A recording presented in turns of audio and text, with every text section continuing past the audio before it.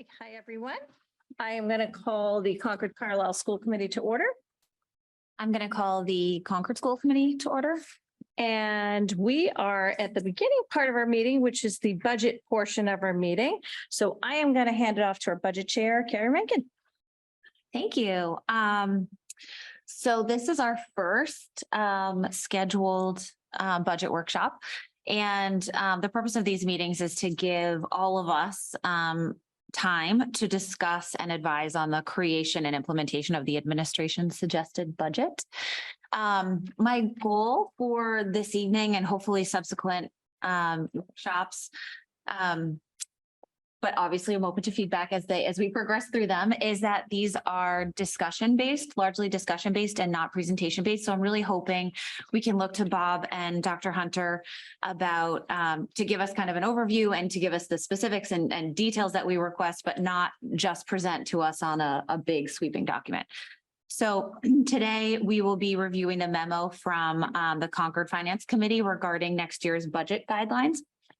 And as I hope you have seen and taken a look at, we got a draft memo from Bob over on Friday outlining his responses to their questions. So the purpose of tonight is to really go through what their questions are, what the data is telling us at this point, and what our responses will be. On Thursday, Dr. Hunter and Bob will be presenting this memo with any feedback that we have from tonight, but presenting this memo to the Finance Committee. We are all invited, but it's not a hosted meeting, so we are not required to attend. What I hope we will see as we kind of take a close look at this memo is that it really outlines the key drivers of our overall budget and serves as a backdrop to the larger document that we will see in a month. So it is going to tell us how the district is planning for these drivers, what the short and long-term drivers are. Will they get better over time? Will they get worse over time? Are there environmental impacts like inflation that we should be considering?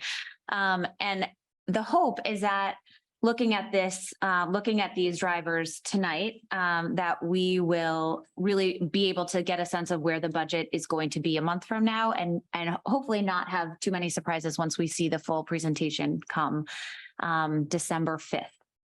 So from a process standpoint, I've asked Dr. Hunter and Bob to kind of open this, but go through, and that's how we've outlined it on the agenda, go through each topic that FinCom has asked about one by one versus having him present on the whole memo. That way we can really dive into each subject matter. And then the other piece is I will ask Bob to kind of give an overview of each one. And then we will dive into a conversation, discussion, questions, whatnot about it. And then the last piece is we have 90 minutes to do this, to get through 9 agenda items. And I intend on getting through all 9 of them. So I will be moving us along if we're spending too much time on a particular topic. So with that, I want to ask Bob, Lori, if either of you have anything you want to say before we kind of dive into the document. Yeah, just briefly, and then clearly I'm going to turn over to Bob. This is an annual activity for us, and not only responding to the Finance Committee and preparing for that, but it really is part of the budget preparation. This is the information that lays the foundation for the new budget build, which we're in the middle of right now. So it feeds off of the end of year information that you've already received. It gives you other status updates, and all of that helps to inform the zero-based process that we're doing right now. So I just want to name that it's certainly important we get the information to the Finance Committee, but we also, value it greatly. It's information we would be gathering anyway. So I think I'll turn over to Bob and he can talk through, and we want this to be a dialogue and a conversation. So hopefully Carrie did a great job setting that up. Great. And not a lecture. So jump in if there's questions. Stop talking. So I think I saw the way the agenda was set up. It'll be easier for me to kind of follow through kind of the way it was laid out in the agenda. I'm going to start with the memo. And so just so everybody's familiar, we receive an annual request from the Finance Committee asking for us to do a couple things. One is to respond to some specific questions that help them get a sense of what's going on in the district financially, both currently and forward-looking, contextual data. And then in addition to that, they've asked us, starting 2 or 3 fiscal years ago, to develop 5-year projections. And so we have that for both districts, and that's the part I'll present second. So I'm going to start off. I'll just show my memo and kind of walk people through it so everyone's familiar with the information that's being requested. Some of this information you've already been presented, so I don't necessarily wasn't planning to go into detail on items you've already seen at our last meeting. Basically what we start off is we kind of highlight our zero-based budget approach, which we're working on with all of the administrators right now. Dr. Hunter and I have just sat through initial presentations from each of the principals and department administrators with loads of detail on what kind of rolls up to each element in the budget. And this is an important thing in a lot of districts. I've said it here before, a lot of districts will take the budget and just say, okay, X plus 3%, and we're done. And we don't do that here. So I just wanted to, I think it's something that's served us well in presenting our budgets.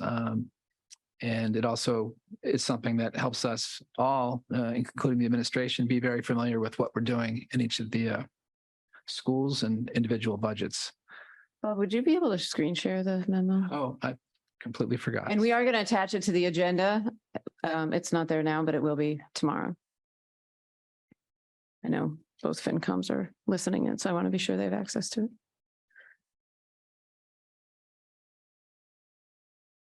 Okay. Thanks. Sorry about that for viewers.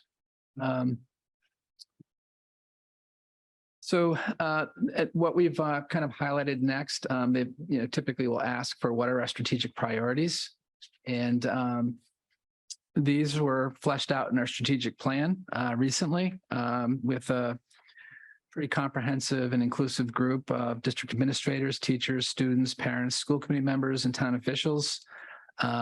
We provided a link to our plan here within the document, and that will be available when we share it, but I'm just going to click on it briefly.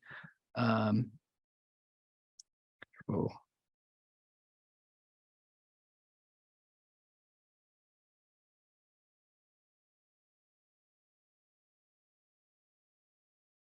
so this is online on our website.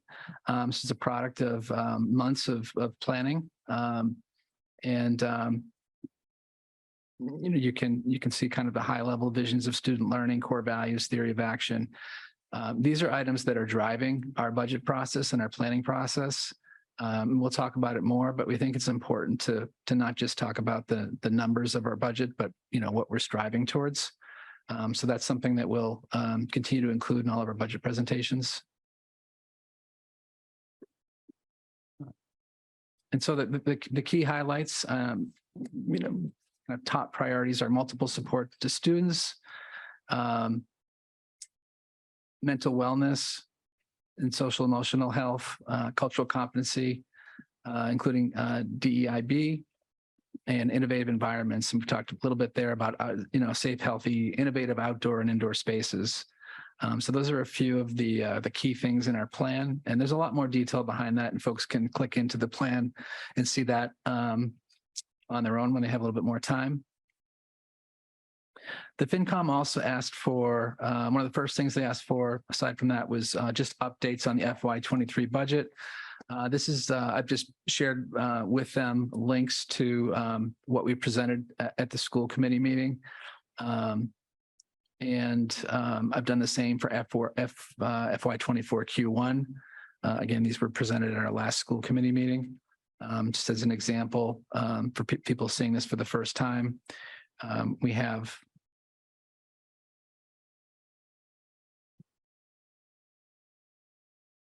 we've summarized our spending. We've summarized our spending by functional expense type. Is this sharing? It's not sharing. No, it didn't, which is strange.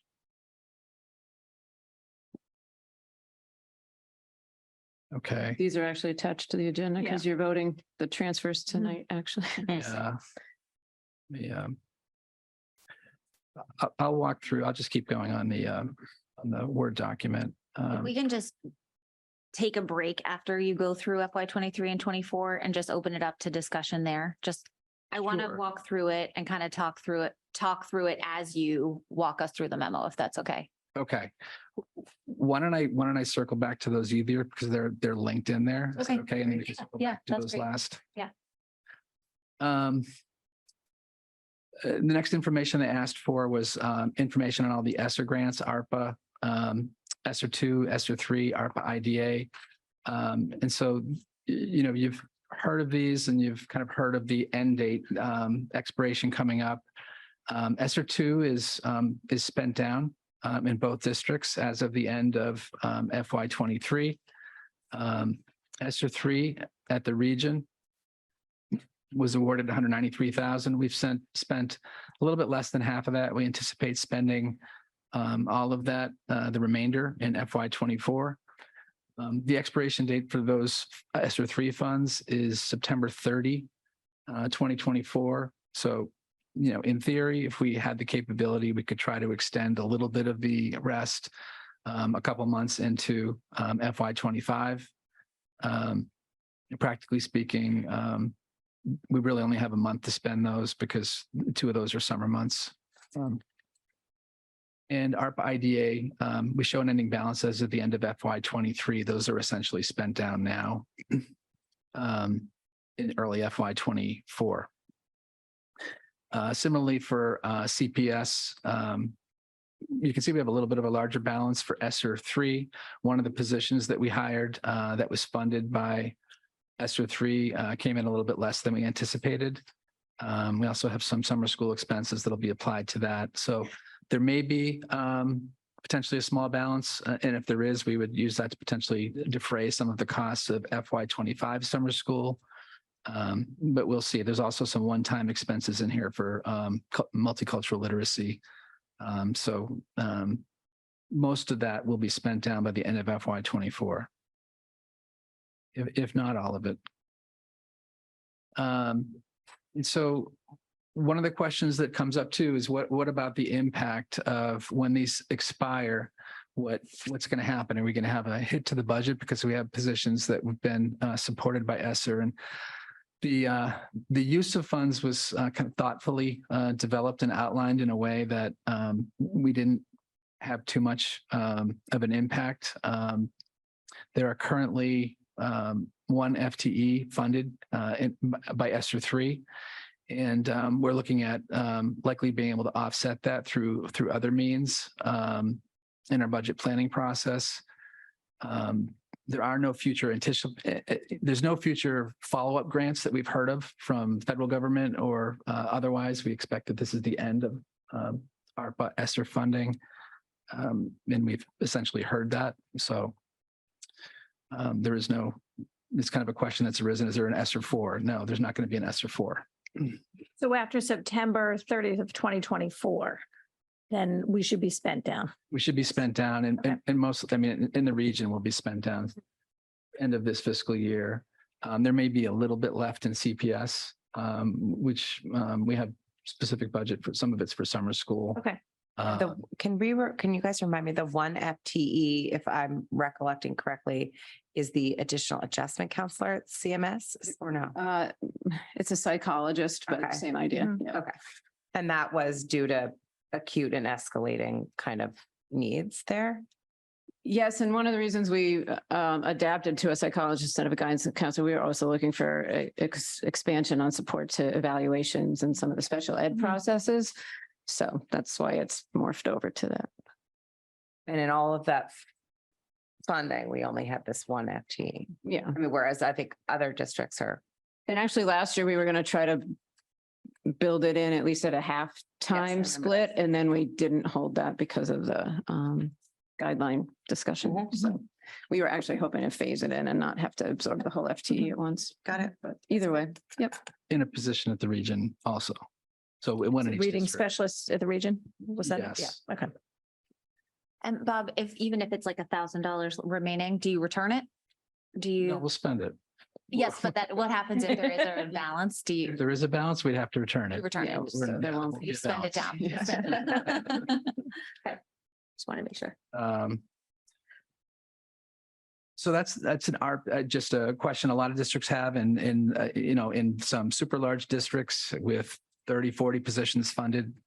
You can imagine the fiscal impact. So we'll have next to none.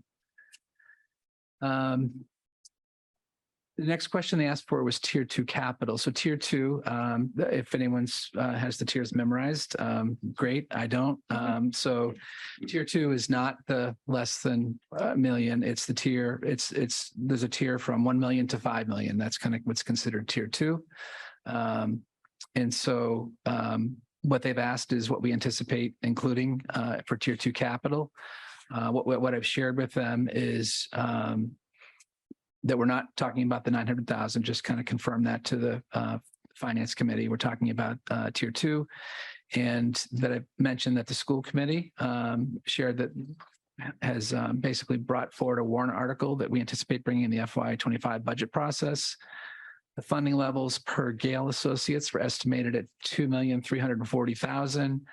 I might have a more specific number that's a few $1,000s different than that.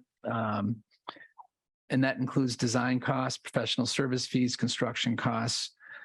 These figures are based on a feasibility study with some cost escalation, an updated cost estimate kind of rolled forward based on current market pricing. And so that's kind of our significant tier 2 capital item that we're bringing forward. I've also kind of shared some background. This is information we've talked about at the meeting about why we're doing it. So I don't think this to the school committee is new, but it may be to the finance committee. So I've shared some of that information. I've also highlighted, it's not going to be an ask in our budget process this year. And hopefully the fundraising efforts go well. That we've talked about supporting fundraising efforts to raise funds for track and field. I've just kind of put this on there informationally since it is probably within that tier overall for the project. But again, shared with them that the hope is that fundraising efforts will really limit the contributions required by the school district. So if there's no questions on that, I'll keep going. Yeah, so there's a lot. That was a lot. There's a lot of information that was sent out on that. I just want to take a break here and ask if there's any questions, if anyone has comments. Are we comfortable with how it's being 23 and 24, FY23 and 24 being presented in this memo? Well, I remain fascinated that there are still comparable districts that do a knee-jerk 3% on top of previous budgets. I'm fascinated that that could even be so. I'm not the enthusiastic supporter of the zero base that you reference here, because I think that it really hasn't fundamentally changed our cost control efforts. In fact, a zero base can look good in the sense that we're starting at zero, but it can not look so good if it means that there's no cap.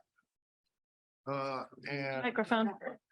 thank you. And so I think the value of guidelines is it gives us a do not exceed that we strive toward. So we have a zero base to start with, but we also have this other end of a spectrum, which is that we try to manage to our means. So I think that's important. In terms of the capital, we're hearing much more about high school solar than we did a month ago. Do we have anything from the light plant in terms of what they want to move on that? So we actually had a meeting this week. Alexa, Lori, and I had a meeting with Dean Banfield this week on the solar task force. And so what we requested was to actually do that and have a meeting with Dave Wood at the light plant, because without that, we can't really have a discussion until we know what the light plant's ability to accept solar is.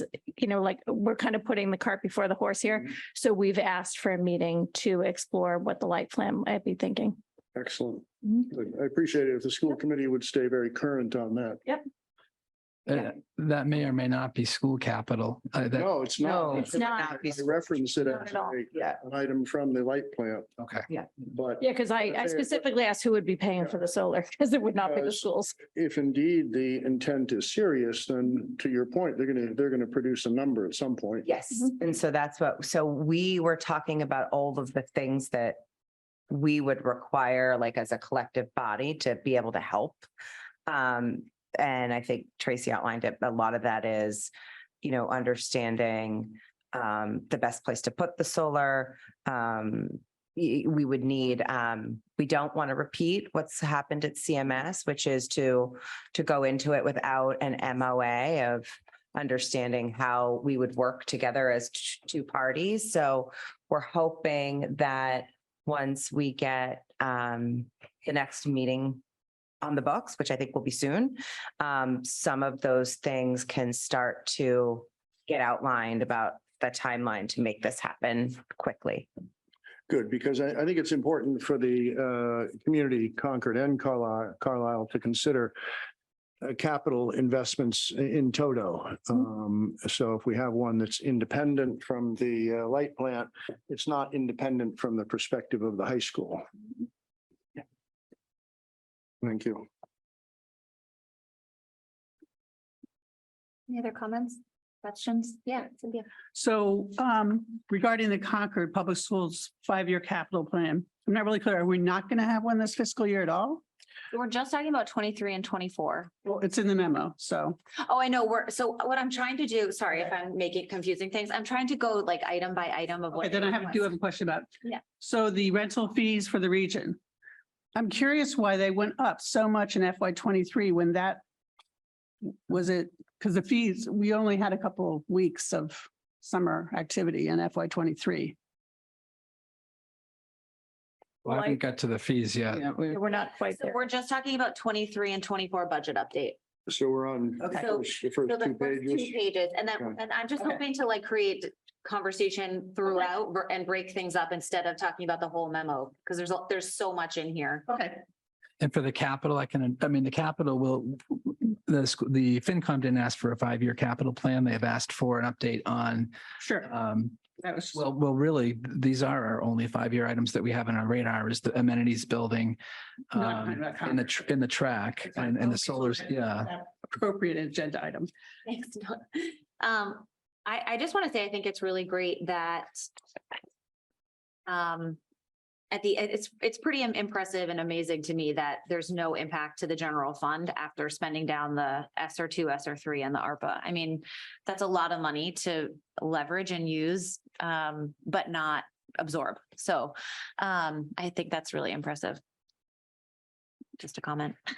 And You were very aware.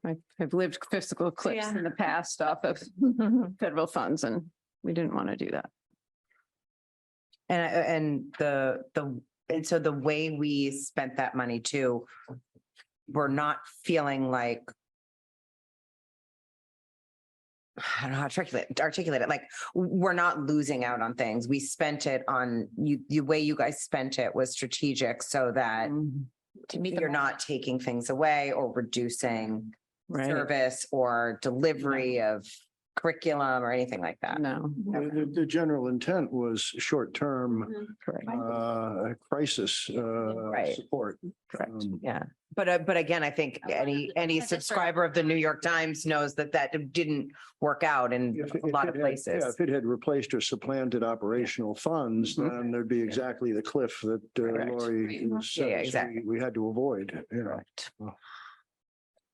And we tried to use it on very student-centered needs. We didn't come to you and say we want to use it on capital or Yeah. other one-time things either. We were very student-centered with it, which felt like the intent. Great. Which required even more creativity on Just- your. Yeah, Yeah. Yeah. Get in, do that student-centered work and get out again with those Correct. supplemental funds. Yeah. Yeah. And yeah. Any other comments on 23 and 24? Okay, Bob, do you want to take us through spending level? So this is the page, this is at the bottom of page 3.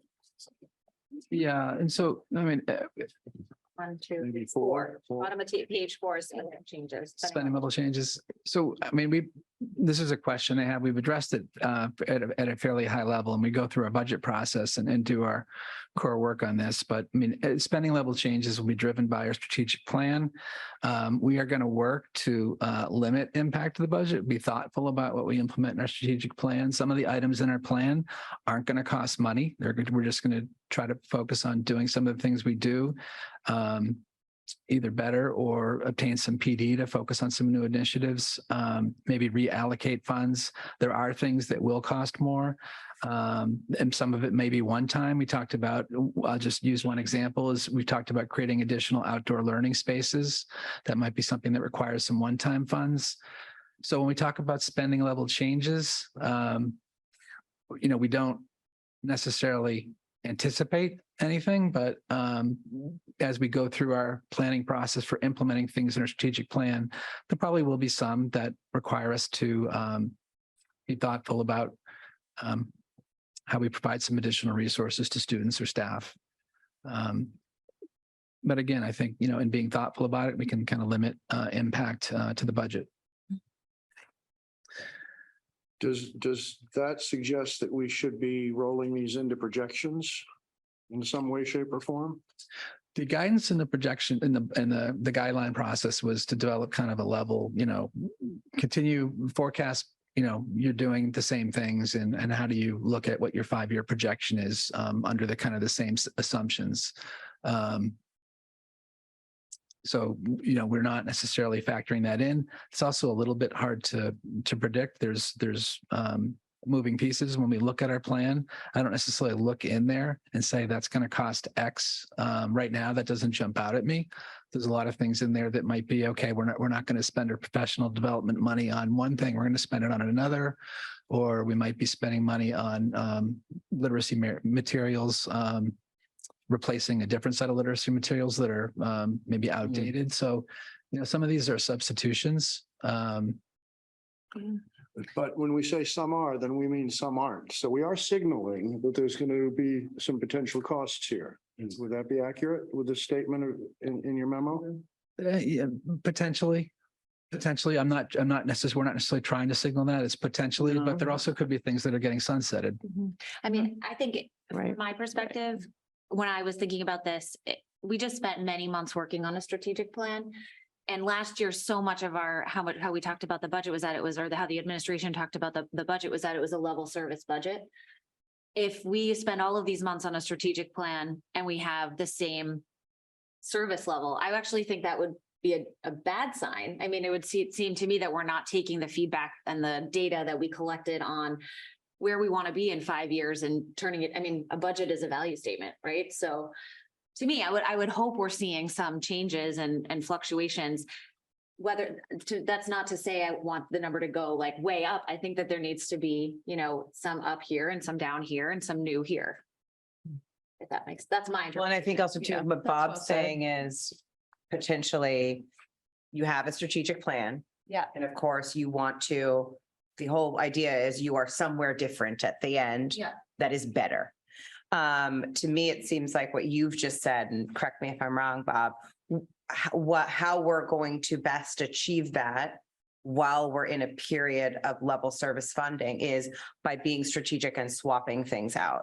So we're going to, we have an allocation for professional development, but now we know these are the priorities in the strategic plan. We analyze where have we been with professional development and how can we change it? So the budget stays the same, but the strategies and the curriculum, if you will, and this is Or changing. sometimes the budget doesn't stay the same. Yeah, sure. We've reduced some PD lines and used more in-house expertise rather than some of the high cost of national level service providers. So it's that ongoing, and every category has that sort of discussion Yeah. going The on strategic plan is evidence of that. It was done by a consultant.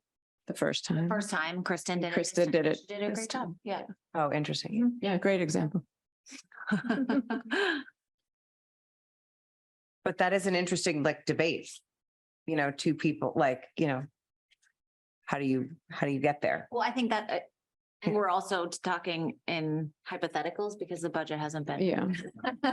Just sometimes a good thing, I think. I to think have the discussion in the conceptual level without the numbers in front of us, because Yeah. then we can talk through sort of the ups and downs. But one other thing I just would throw out too is like when we build the budget, we do build it zero based. Of course, we are cognizant like that we're gonna see that and then we're gonna see, well, what the guideline is. So, but I think it's good to start with, okay, what do we need? And there is some pushback from, I would say, principals to their department heads and department heads to their staff, and then from Dr. Hunter and I and others to others building their budget. So there is that process, but then we get to a number and then that reconciliation occurs.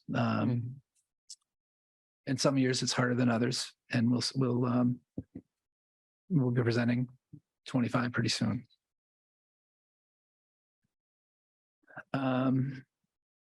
They've asked for enrollment up impacts. This is typically they ask for it, but it's typically not available until December. So I shared last year's, which we included in our reference documents last year. So we get NASDAQ projections. I've also, Yeah, I'd love to spend a few minutes on mine. okay, one If second. that makes I do sense. have it. Yeah. I have this stuff. So what we did include, because I had recently done some work on this at the ask of the town planner with the multiple conversations going on, and I actually just learned of a third. So there's the Novo complex that is multiple housing in an apartment. Actually, I just was noticed today of another 40B project that's going to head its way to the select board. That was brand new information this afternoon, another one in West Concord. And then the MBTA communities conversation that has similarities to that. So the town planner, to help them have informed discussions, specifically, they were focused on the MBTA communities process because that's the one they were in the middle of. I did some homework on data that I thought was important that we spend a little bit of time on and actually use it to inform our discussions. So you can see the enrollment trends here, which have had slight declines as are evident. About 200, not quite 200 kids K through 12. So that's combined both districts in the last 5 years. I thought it was important to just note where we are in time on certain groups of kids and how they're impacting the overall enrollment. We had talked, I think, last year about the goal of fleshing out the grade levels at Alcott so that we were closer to 10 or so per grade because we'd had some attrition and some slow enrollments in K coming off of COVID. And we've done that. So we have 52 Metco students at Alcott, 26 at the middle school, 44 at the high school. At the shelter, which this ebbs and flows, as you know, so we'll leave those numbers where they are. We've kept you pretty abreast of that. It was an interesting data point, especially in the discussion of multiple housing in a large complex where our numbers are coming out of the Prescott. So you can see that's broken down with over 100 students pre-K through grade 12. Can I ask a question? Do you know Sure. how many units are at the Prescott? I know the Novo is I don't know that off the top of my sorry, head. 200 All units. those 200. 200, yeah. 50, I think. 250 at Prescott? No, 250 at Novo and Prescott is around 380. I thought it was bigger, yeah. Yeah. So, yeah. Just a mention of Carlisle's enrollments, which have, ebbed and flowed a bit over the years and have stabilized. I mentioned the decline in enrollment, relieving some overcrowdedness, which was definitely true first at the elementary schools. And now it's made its way up and given us some long awaited relief at the middle school and finally this year at the high school. So, in some cases, a little bit of decline can be a positive thing. We don't know what will happen with the new middle school online. We know of stories of more children coming to this district when a new school opens. We do have a pretty unique dynamic here in Concord and Carlisle too, with so many private schools readily available to families. And we enjoy the fact that families come and go to the privates and stay with us and mix it all together. And but that number, that having 4 in town and, hundreds of kids on the roster means we never sure quite where the numbers will land, who enrolls and who stays with us. And then I mentioned the Novo. So it seemed important to share some of the trends we've seen and put it in front of all of you as we begin the budget process for this year. Can you share this with us so we can just add it to our packet? Yeah, it'll be in this, everything that Great. we send. Oh, you already put It is already, Oh, you thank already have it, but we'll be It's sure in it's the packet. happening everywhere tomorrow for sure. That's great. Thank you. So obviously it's a big driver of Yeah. budgets, right? Because it's not only regular education and class size and section size and number of teachers, it trickles into special education and caseload and how we're providing services and in school capacity at large and how we're operationally working through that. So And I will on and say- on and on it can go, right? All the way to transportation and food service. So And in all of these, options for new housing, I mean, it is family housing. yeah, So there will be children entering our I would district. expect so. Yeah. Is there how do you think about that from a number standpoint? Is there a calculation you think of or no? Not It's too. per se. Often the multi-bedroom units tend to draw more families than a one-bedroom unit, obviously. So sometimes we can look at that. We try to look at patterns. Mhm. Prescott's a pretty helpful baseline to look at what has happened there. And I think one thing that I love and enjoy about this community, the apartment complexes, what we've learned in the Prescott, it draws quite a range of demographic.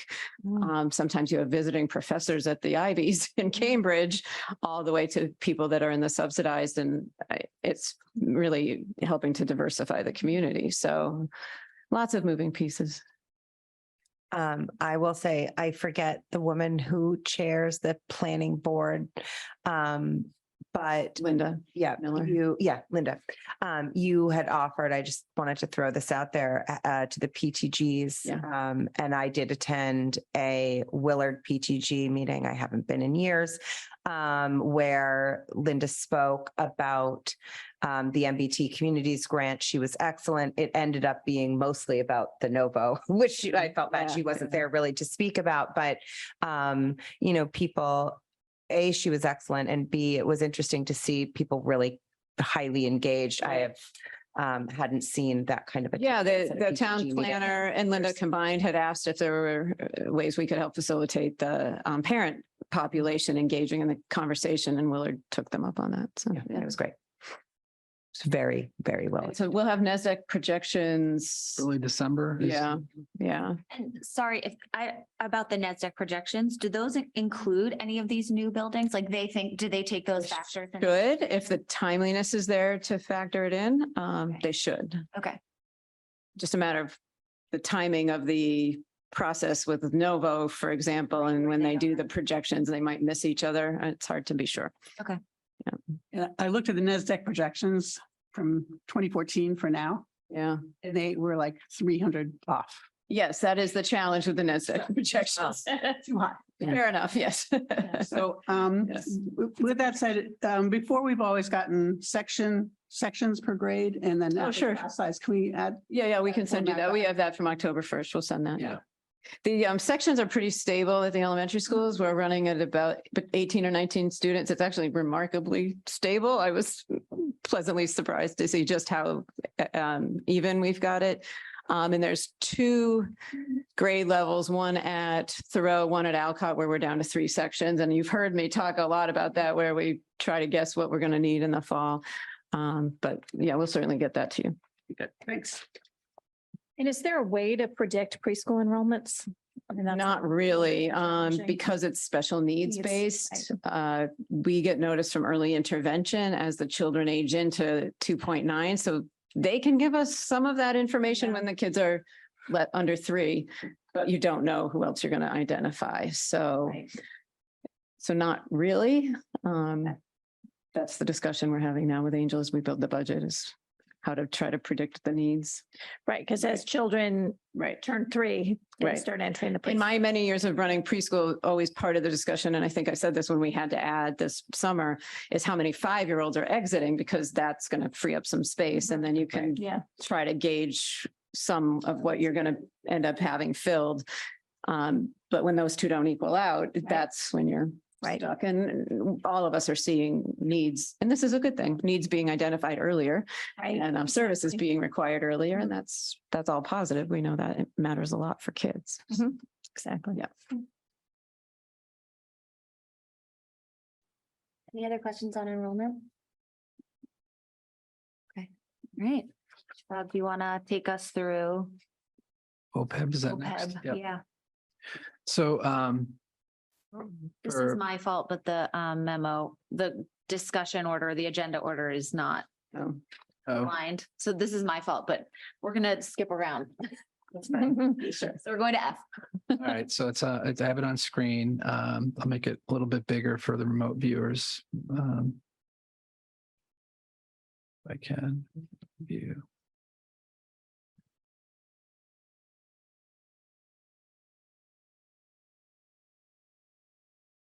Okay, so OPEB, if anyone's not familiar with it, is other post-employment benefits. And it's basically, it's not pension. In our case, it's healthcare costs for retirees. And through laws that have been established, districts and municipalities are allowed to set up a trust to fund these benefits. Conceptually, the reason this law was set up is that the idea would be that you fund retirement benefits for folks during the time they work and not after they've retired. So we should be contributing towards an OPEB trust so that, say, when I retire or Kristen or a teacher retires, that during our work tenure, we've set aside enough funds so that we're not paying for retirees' benefits out of our operating budget. So that's the kind of the concept of what the OPEB trust is. Our district has a healthy level of funding relative to a lot of municipalities, relative to most municipalities and regional school districts. Our OPEB fund assets are a little over 7 million. Our liability, which is calculated based on kind of a projection of all future outflows we'll make to pay for retiree benefits and all sorts of assumptions about healthcare growth and number of participants, types of plans, is 17.1 million. And our funding ratio is 42%. And this is as of June 2022. We have an OPEB valuation that will get done again this fall. So as part of our FY23 financial statements, I anticipate we'll have an updated valuation. But what I can share with you is what's occurred during FY23, which is good news and favorable. Our investment performance, we had investment earnings of 919,000. And in addition to that, we have a budgeted contribution that we made of 550,000. So our OPEB trust increased to a year-end balance of a little bit over 8.6 million from 7.1 million. So all things being equal, we'd anticipate our funding ratio would increase. We do have budgeted for FY24 a contribution of 550,000. I've looked at what's called the funding schedule, and this funding schedule looks at what would it take to get us 100% funded over a period of time. The auditor's firm does the audit, gives you a schedule of projections, and so there is a little bit of a ramp down that's in the projection. So when we bring our FY25 budget, you'll see a little bit of a decrease. It'll be gradual over the next 10 years. As we get 10% funded. And did the auditors make recommendations as to what your contribution should be? They After do. they do the valuation and then they make recommendations? Right. And that 550 was based off their recommendation. Right. And as I look at the future schedule, I see it declining. I probably will present this in more detail in our budget, and probably we can include the OPEB. I don't know if I have that as an attachment, but I can include that in kind of whatever, a budget book or initial as a side document in our presentations. It will be revised. These are very sensitive to interest rates. They're sensitive to healthcare rates. So it would not be unusual for this to go up or down 2 million, the OPEB liability piece. And that might drive them making different recommendations on how much we should contribute. So we don't want to overreact. We'll kind of follow their schedule. Even this isn't as predictable as you dream it would be. No, they usually revisit it every 2 to 3 years and recalculate. So last time that happened, it was actually helpful because we had more than 550 in the budgets year to year. So in the regional budget. And so we were able to lower that number and still be on track for funding the way we had aimed for. So it's always interesting when they recalculate it, but we're in really great shape. Do you think that is something that ought to be included in this memo that you would think you expect this to go down in the coming years? Well, I've said that, Did I I miss that? said that with with which project gradual Gradual reductions over the Okay, next I'm 10 sorry. years. Yeah. Sorry. Yep. I didn't, You do think so. He's one step ahead. I don't mention the scale there, but I mean, the timeline and when it gets to zero, and when it gets to zero and what what the intent there is when you get to zero and this is fully funded, we're not necessarily making contributions for retiree benefits. We're just drawing out of the trust. And so the earnings from the trust will pay for the retiree contributions. And this is CCHS only, It is. town manages. Town of Concord carries the CPS side. Yes. So the investment yield was extraordinary. That's the one benefit of this economy. Not so good the year before. Yeah. And this implies there's no withdrawals whatsoever. Correct. This is just a build up, but we are indeed pulling 100% from operating. We are, yes, we're actually doing two things. We're paying for retiree benefits out of operating and we're making this OPEB contribution. So we're doing both of those. And some districts start withdrawing from this before they get to 100%. We're not, I don't know that we necessarily need to try to get to 100%. You can't repurpose this money. But as we get up to 50, 60, we might want to start talking about what is our target to get to. You know, we can think about whether it should be 100. There's different thoughts on that, but Or we could even cherry pick years when we're getting in excess of 10%. You have more options. yeah, it gives you some flexibility. Because I don't think we were saying we'd look at something approaching 1 million 12 months ago. Right. The original goal was to just stabilize it so that the budget wasn't going up and down with it. And that's been the plan the last 5 years. We've been very successful at that because my first year or two, it was, oh, we need this much this year. And it was competing with the educational dollars. And we were trying to increase by 200,000 at it once and just stabilizing it and remaining at a fixed number has been successful. Okay. Is there any other questions on the OPEB? One of the most exciting topics of the night. Only to be followed by education mandates. Can I ask a question? You had talked about potentially discussing whether the target should be at 100%, you know, or different, but you wouldn't have that conversation till your funding ratio was in the 50, 60 or above % range. Do you have an estimate of when that would be? Like how many years from now we would be? If I could predict how the stock market did, I wouldn't be sitting here. Yes, right, that's fair, but The calculation we get from the of real advisors will conservative. show us that. Yeah. It'll be a graph Okay. of some kind. So Okay, and we'll get that. Yeah, no, Do you get that? I want to say it's every 2 to 3 years. I don't have the dates off the top of my head. I know it's happened twice in my 7 years. yeah. Yeah. They do a revaluation every 2 years. Yeah. No, not to be smart about it. No, I mean, it's fair. They have a funding schedule that Yeah. is 10 years out, 10 or 12 years out, Okay. but it's dependent on investment returns. Yeah. It's dependent on Yeah. contributing certain amounts. The big So- asterisk next. You know, I get it. I just. But maybe 5 years if things go well. Yeah, I think we're What's with these? on the downside. Yeah, we're at a really good place, which is not the case for most regional school By no districts. means. Yeah, so be proud of that. We're gonna Like I set said, up for long-term fiscal stability. Yeah, we've both been in regional districts that aren't even close. single digits. Oh, wow. Oh, yeah, they weren't able to do it. And you need town support to do it. And we've had that from both communities. Well, and it's future investment. It Yeah. Competes with current. Correct. needs. Yeah. Long-term thinking. And so, I mean, it is to kind of a picture of some of these things provide capacity for the future. So, 10 years down the road, we, other people looking to access budget dollars will have potentially additional funds available that we're stocking away right now so that we don't have to budget for this. No, $500,000 a year is not, that's a lot from It is the a lot. operating budget.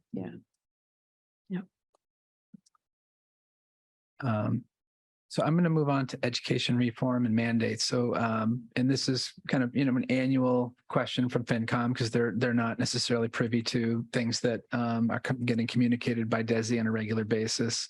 The most obvious one that the district is familiar with and is experiencing is some of the costs related to supporting students, homeless students.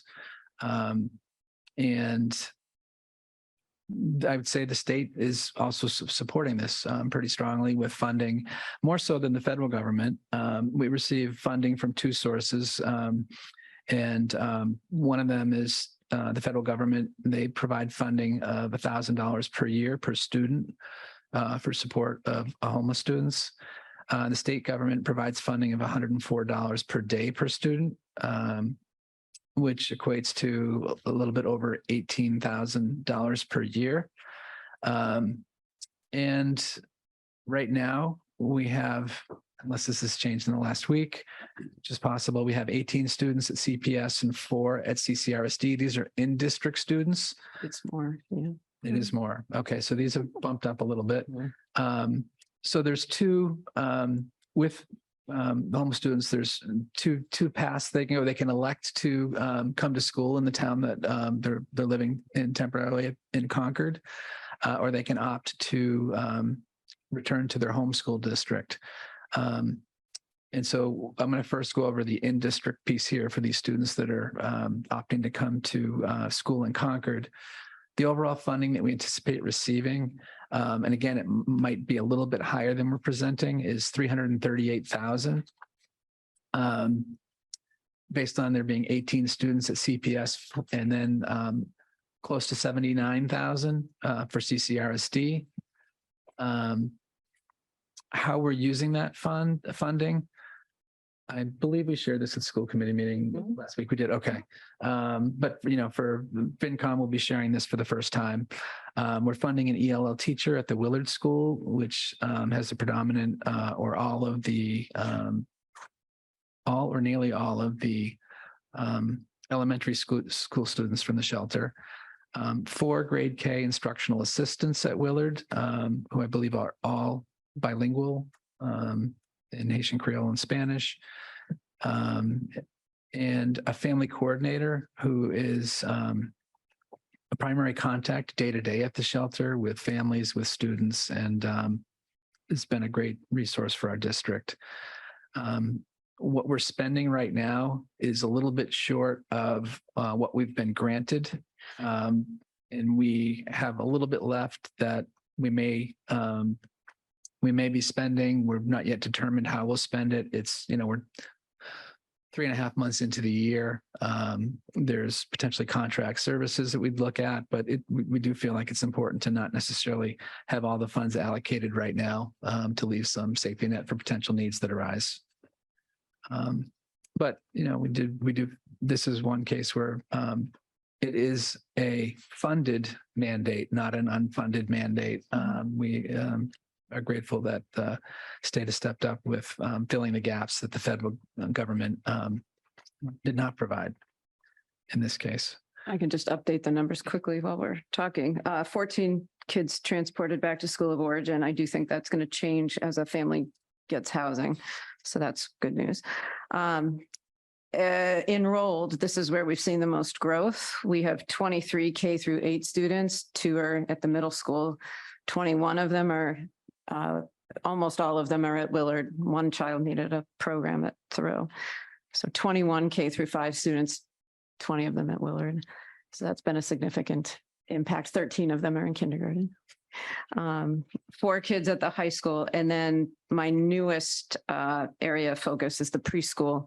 We've had 7 children referred for evaluations and deemed eligible. They need spots at the preschool, and we will begin enrolling them as soon as late this week or next week. So that's our big driver. That is not subsidized. So that is, we have one sort of unfunded. Yes, and I've been sharing with everyone that will tolerate me as usual with the DESI, DHCD.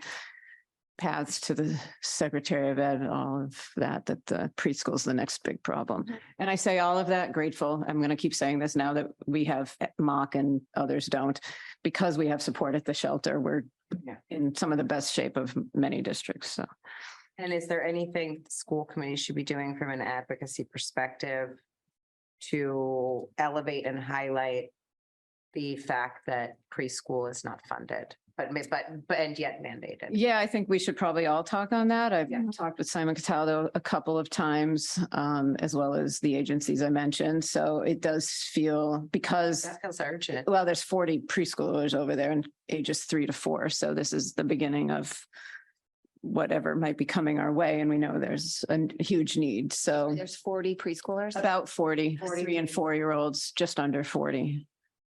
It's the capacity for your preschool. Yeah, that we're working through that. So we added a section in the summer before any of the shelter impact was being factored in. We had just true special needs to meet.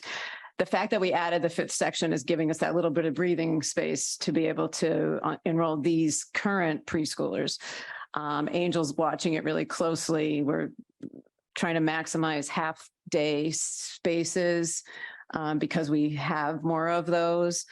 But we're so far we are okay with the ones that are in this current pipeline. We don't, we probably have a few 4 to 5 spots left. So it really is a little bit of a guessing game right now. They're often being referred through Boston Medical, they're being referred through early intervention through DCF, or if they're connected with pediatricians. So what I see is that when they get connected with other agencies, there's someone advocating and suggesting referrals.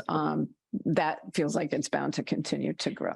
And do you have an ELL teacher at the preschool right now? We do not. We are discussing those needs actively right now. So to Bob's point of not having spent all the money, and of course, this is mixing pots of money, but even if we have to offset something else in the budget, like we suspect we're going to need at least a part-time bilingual tutor or something.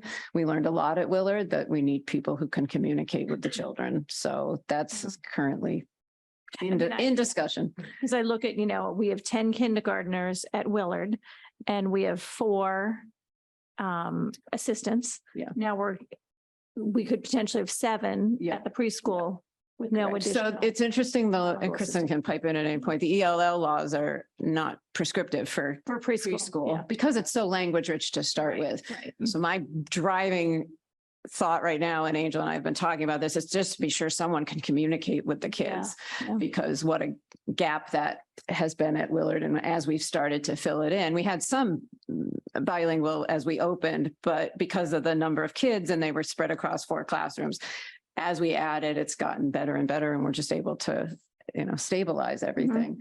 So that's our first discussion, is making sure there are some speakers who can directly Right. engage. But again, a More to mandate come. that's not funded. This is becoming a mandate that is unfunded. And I think it's why at the beginning, last March, Desi didn't say, I asked about preschool because I know by law we're responsible. And the answer was, don't worry about it. And I think it was because of the lack of subsidy. But now that they're starting to come in through the special ed pipeline appropriately, that's a different discussion. And just to back up what Lori's saying, our only requirement for preschool English language learners is that we assess their level of ability with the language and just spoken. We have no legal requirement to service their needs. So just assessing their Yes, and we have ability that. and yeah. The way that we've done it in the past is to have one of our elementary EL teachers come over and assess them. That makes sense. So, So should we be updating this table for FinCom? yeah, we certainly can. Sure. Okay, and should we note what's implicit in this, which is that in fact, there isn't a remaining fund when we reflect on the fact that we've got, shall we call it, in-kind services in the Right. form of teachers in classrooms Right. that don't show up here. Correct. There is a cost that's not present to the 1-to-1 match of the 104 per day. We can say, we can slide one child into one seat with no budgetary impact, but it's not quite true. It's not totally true. Yeah. What we haven't had is the need to open a whole classroom because of the impact. And I know other districts that has happened, so. We have a little more room. And I do think that it's important for FinCom to understand the preschool piece here because it is a mandate that is unfunded. Yeah. I think also one thing I've been thinking about is with this remaining, like you have this $100,000, but then there's like, I mean, since you created this chart to now those numbers have changed. Yeah. Those numbers, I mean, that $100,000 is needed. Right. I don't know. And what happened, we don't see huge amounts of turnover when at the shelter, but when one room turns over, for example, there's a family of 5 about to get housing in Boston. So we will not be transporting those children anymore. But that's what happened. 2 rooms turned over late in September or early October. 2 families move in and suddenly we have 5 more kids at Willard. So it can vary. That's probably the biggest scope we're going to see because. And when the kids pretty- leave, obviously leaves. this can be subject to change. This is what these assumptions are, that they're in school the full school year. Right. Correct. Right. So these numbers can go down and up depending. Yes. on- Yes. And they actually change almost daily because, the one thing that they said at DESI in the spring was keep very careful records because your subsidy will be like per child, how many days Yeah. and all that. So these We are, these are moving targets that they're Yeah. constantly tracking. yes. And so you can see there's a proration for some that were less than a full year there. We've estimated some came on partway through September. Yeah. I would actually recommend though, we update this. We have 2 presentations to FinCom. This is kind of a moving target. Maybe we Maybe do it leave it for this November. meeting and revise it for the November meeting. Yeah. Yeah. That might make sense because there's a few changes like I just mentioned, we Mhm. know about. Yep. With the, yeah, good. I have a question, and I don't even know if anyone can answer this. If this 100,000 or so across the 2 districts in remaining fund balance, is it legal to allocate that to, if we were to need to fund Right. preschoolers? I know that they're Right. unfunded, or are these really tied to, if the child is in 1st grade, it really is tied to the school that child is going to? Are there prescriptive We think pieces? there's some flexibility, but we are actually still awaiting. Yeah. Direction technically. And is the preschool something that we could leverage circuit breaker? I mean, is that, No, No. I wouldn't. well, isn't it, if it's special education? But it's, Technically, Yeah, I mean, I don't know that would help us. I mean, We're not delivering on an IEP, however. we will We be would be. as they Yes, are it will be. deemed eligible. Yeah. Oh, so with that would come an IEP, Yes, Yes. even at 3. Yes, we Yes. have, I just want to Yes. be clear, we're trying to do some volunteer work now at the shelter for kids who are not on IEPs, but in preschool.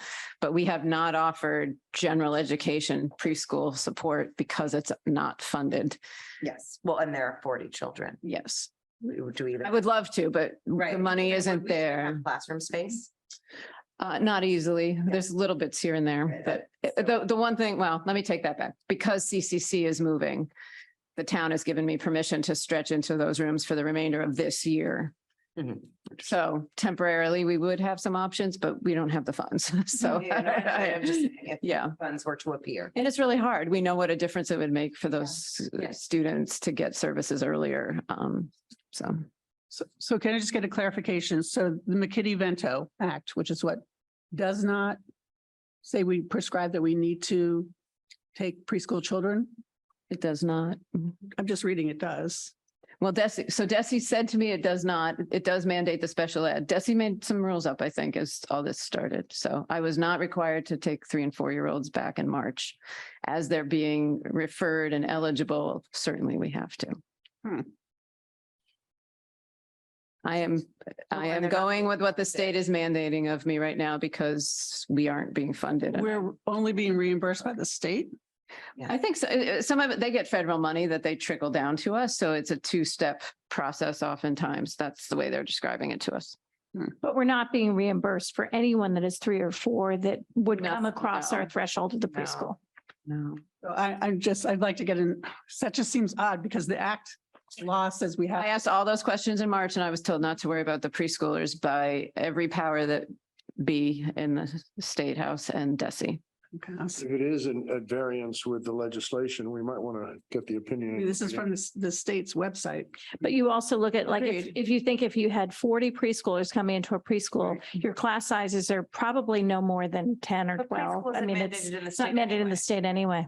Right. So it would have No, to be but in we through the can't even- special education. Special education is. Special ed is, yes. We're putting those kids, no, Right, right, so- kids are going, kids in the preschool. Right. So what's There's happening 7 is as they're being evaluated and referred, then we're certainly mandated to do. I think this is the nuance we're trying to answer for you. You're taking non-special ed kids. We are not taking Then non-special they should be education. reimbursed. That's what I'm They're saying. not being reimbursed. I understand that the law says they should be.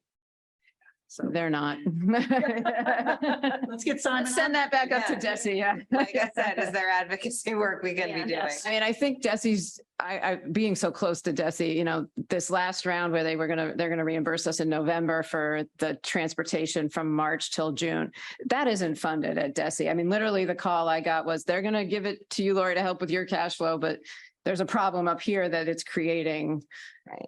Everybody's. I think the lines were crossed. I thought Cynthia was asking, why aren't we funding or why aren't we sending the remaining 33 3 and Yeah. 4-year-olds? You're talking about the 7 that have been referred. Correct. So we are taking those, but there's There's no fun. There's no no. He is not intending to fund them despite what you are seeing Yeah. is. Yeah, I think we all agreed. Right, Yeah, okay. I wanted to recap because it was confusing. Just before we move on from mandates, we're never totally sure, right, is the answer. And, for example, the early literacy screening, we were in great shape with that because of all the infrastructures we already had in place. So costs were already figured and budgeted for. That's not the case in other districts that are building in screeners and tools that fit the criteria Desi's put forward. The newest one that's really hot off the press, Thursday, we had a call with the commissioner who said his biggest concern right now is chronic attendance after he's looked at the data. And so today the Board of Ed talked about chronic attendance to the point where he may be suggesting rebalancing the accountability formula. So it's heavier on attendance than achievement, because in his mind, if they're not in the seats, you can't impact performance. What I'm not clear on, it's evolving right as we speak. What I'm not clear on is even to districts like ours, depending on a threshold that they set for who is going to be, really under demand to keep working on these and put services in place and supports to families. Like, where does that impact us? It's certainly going to have huge. He said 75% of the districts are going to be in his category of needing improvement in attendance. So more to come on that. So it changes all the time and we're not quite sure what the outcomes will be. And sometimes it happens after the budget's built. So. Okay. One other thing too is we talked about in district, the out of district students electing to go back to their home district. We are a pilot district with DESI on receiving an earlier reimbursement. We don't quite have the details yet, but we know we're part of a pilot, and hopefully this will address the timing issue we've talked about, where our reimbursement comes a year after we incur the costs. So we're optimistic and hopeful that will be sorted out soon, and we'll share more about that when we learn about it. It's a very interesting term to apply to that. I think there was some creative things going on at DESI to make that happen. It's my inference. Because Concord's pilot is somebody else's disparity. Yes, and I think they wanted all 22 districts who had students March through June are in the pilot. And I think because it's counter to the federal process of reimbursing a year later off of the end of year report, pilot's probably giving them some room to try something different. Sorry, did I interrupt? No. I started speaking at the same time as you. I was just gonna say, I actually wonder if the transportation costs, even though they are up for reimbursement, should be mentioned in here. Probably. I think that's something we can add Do that in November. to the November. Yeah. Like, we should kind of Yeah. make a bunch of updates between now and the November meeting. Yeah. Because even though it's reimbursed. It comes out of our operating Cash flow. budget. Yeah, and whether No, I agree. That's a good we're point. still reviewing this year's costs to see whether the earlier reimbursement will help us keep pace with the outflows that are happening. So, Yeah. So we can list what those are for each district. I would agree with that. good suggestion. Okay, moving on to rental fees. Okay, so we were asked by the town to provide a 5-year trend. A significant reason for the bump up in 23 is that I redirected where the turf light fees go. They've been booked, a lot of them have booked to miscellaneous income instead of rentals, and I just felt like it was more appropriately reflected in rental incomes. So a big piece of the increase between 22 and 23 is just really in the fact that the turf light fees, people have to pay a fee when they use those. Those are now recorded in facility rental. And that's actually the bulk of the difference. Nearly. So when people turn on the lights, we charge them like in the evenings? Yep, there's a fee. Yeah, that makes sense. I don't recall, is it in our rental schedule? No. Worked up? I didn't think so. It probably should be if it's a rental fee. Mhm. And these were going to Miscellaneous income. miscellaneous. Yeah. In there? I trust there's not much left there.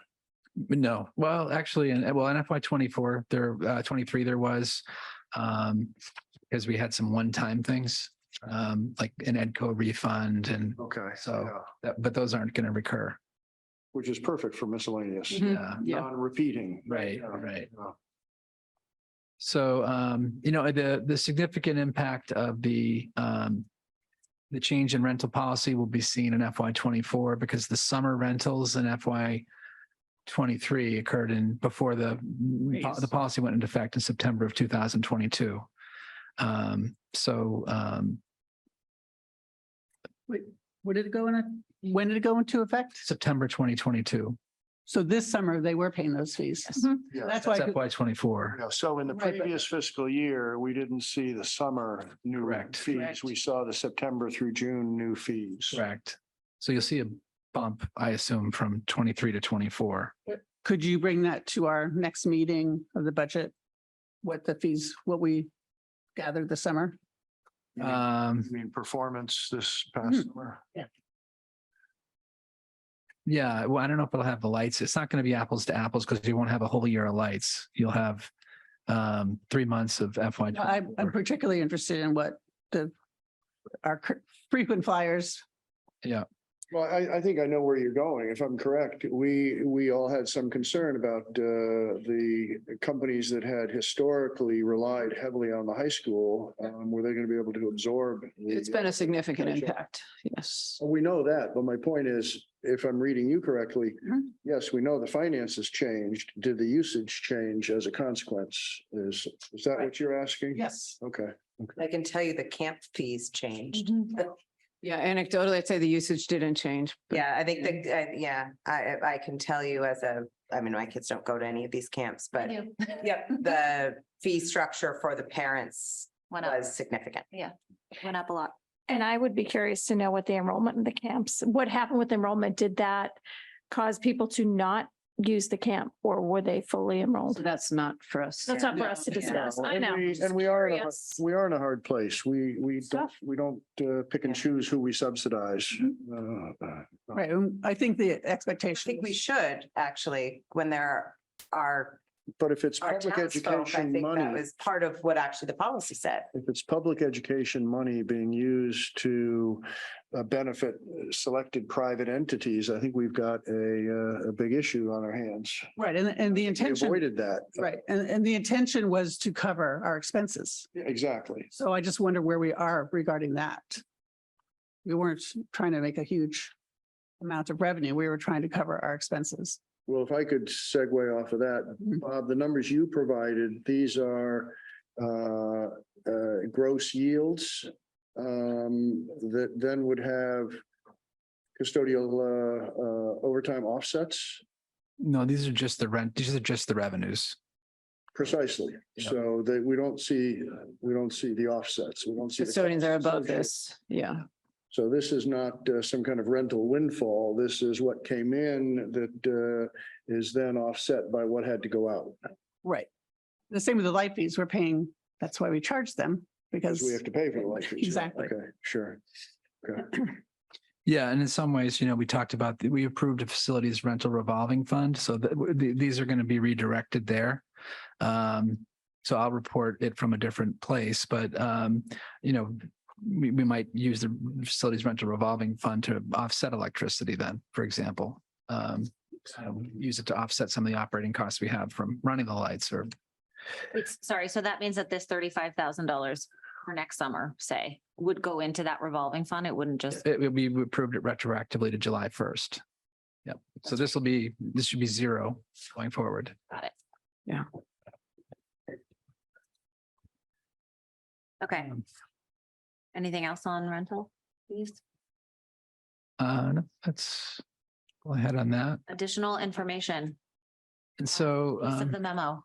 yeah, I left this in from last year. It's just something I thought is useful for people to be aware of, is that we're in the 4th year of the Student Opportunity Act.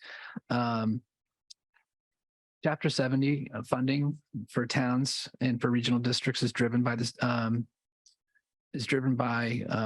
foundation budget formula. The Student Opportunity Act, with a lot of schools provided feedback through a commission to DESI, and they increased the formula for funding to school districts. They looked at places that were historically underfunded. For example, the formula for funding education drastically underestimated the growth in benefits costs. So they increased factors there. They also increased the supplemental funding they provided for low-income students and students with high needs. And so we're in year 4 of year 7. We are a minimum aid district. We don't receive a lot more Chapter 70 money every year. With this act, there's a possibility that we'll get past the minimum aid threshold and see some healthy increases, but it's difficult to forecast this. And there's no guarantee too that they don't necessarily delay if they have, budget issues, but it is something we're going to keep our eye on. And the Chapter 70 budget that we do when we develop our regional budget in November, we're going to have to estimate probably a modest increase, but we'll keep an eye on what happens in January. And if that number's higher, that would reduce the assessments to the towns. Bob, to this, in the last sentence, should we be referring to fiscal 25? Yeah. 24. I didn't change those. Yeah. Yes, both. I'm going to edit those now. And January 24. Yeah. And so that's, we actually really didn't, we shared this with FinCom last year. We really didn't review it. I think we'll probably see if they're interested in going through that this year. But we do share this memo with them, and then we go through 5-year projections. Do we have 10 minutes left? We have 10 minutes left, for 2 agenda items. Okay. We can do it. So I would say maybe I focus on the projections because I think the other piece is already in the agenda for the next meeting on the actuals. I got to unshare and reshare my screen. So while you do that, it is very clear. There is so much information in this 6-page document, and it is very clear that it took a lot of work to put this together. So I just want to say thank you. And we look forward to hearing it all over again on Thursday. It's a nice dress rehearsal. As it seems to me that the only things I noted that the committee asked for changes were adding the transportation fees for the shelter. I think, and we said this one and updating the shelter chart can be for the November meeting. Yeah. And then, just that the FY25 update, which it seems like you already did. Anything else that I'm missing that And just potentially the preschool impact for the November update. the preschool impact? Mhm. We'll flesh out all of those shelter impacts more. And then we also said we'd share the October 1, 23 enrollments Cynthia asked about. Yes, you'll get those tomorrow. A class section. Oh, right. Yeah. But that's not, would that be for, well, I guess it is a budget. You can just make it an addendum item or something. Okay, great. Great. All right. So now on to the 5-year projections. Tracy, do you want to like do you want to kind of speak to this quickly? On the 5-year projections for the region or? Yeah, well, on both, just in that, like how or do you want to speak to this, Bob, just how you're thinking about it, given that? I think that Bob can speak to it probably more eloquently than I can. So I'll let Bob speak to it. But I always just say the caveat at the region is this is an exercise that we do for the Concord FinCom. Carlisle does not ask for this. And I know that Carlisle FinCom is listening. So the projections are a little bit trickier at the region. I'll just say that. And it does, it obviously involves like both towns. Like it's an exercise that we do for Concord. So I guess that would just be. Yeah, and I'll just preface that these are projections at a moment in time in October, and we have a lot of unknowns that we can't predict. And that's always the challenge of doing projections on school budgets. So, the best numbers are the ones that are timelier. The farther out you go, the less reliable they become. And we're still building the budget currently. So there had to be, strategies and assumptions made to get these together. So I'll dive in. I apologize. We have 10 minutes left, so this is going to be kind of high level. And if there's another time for me to go into it more, I can.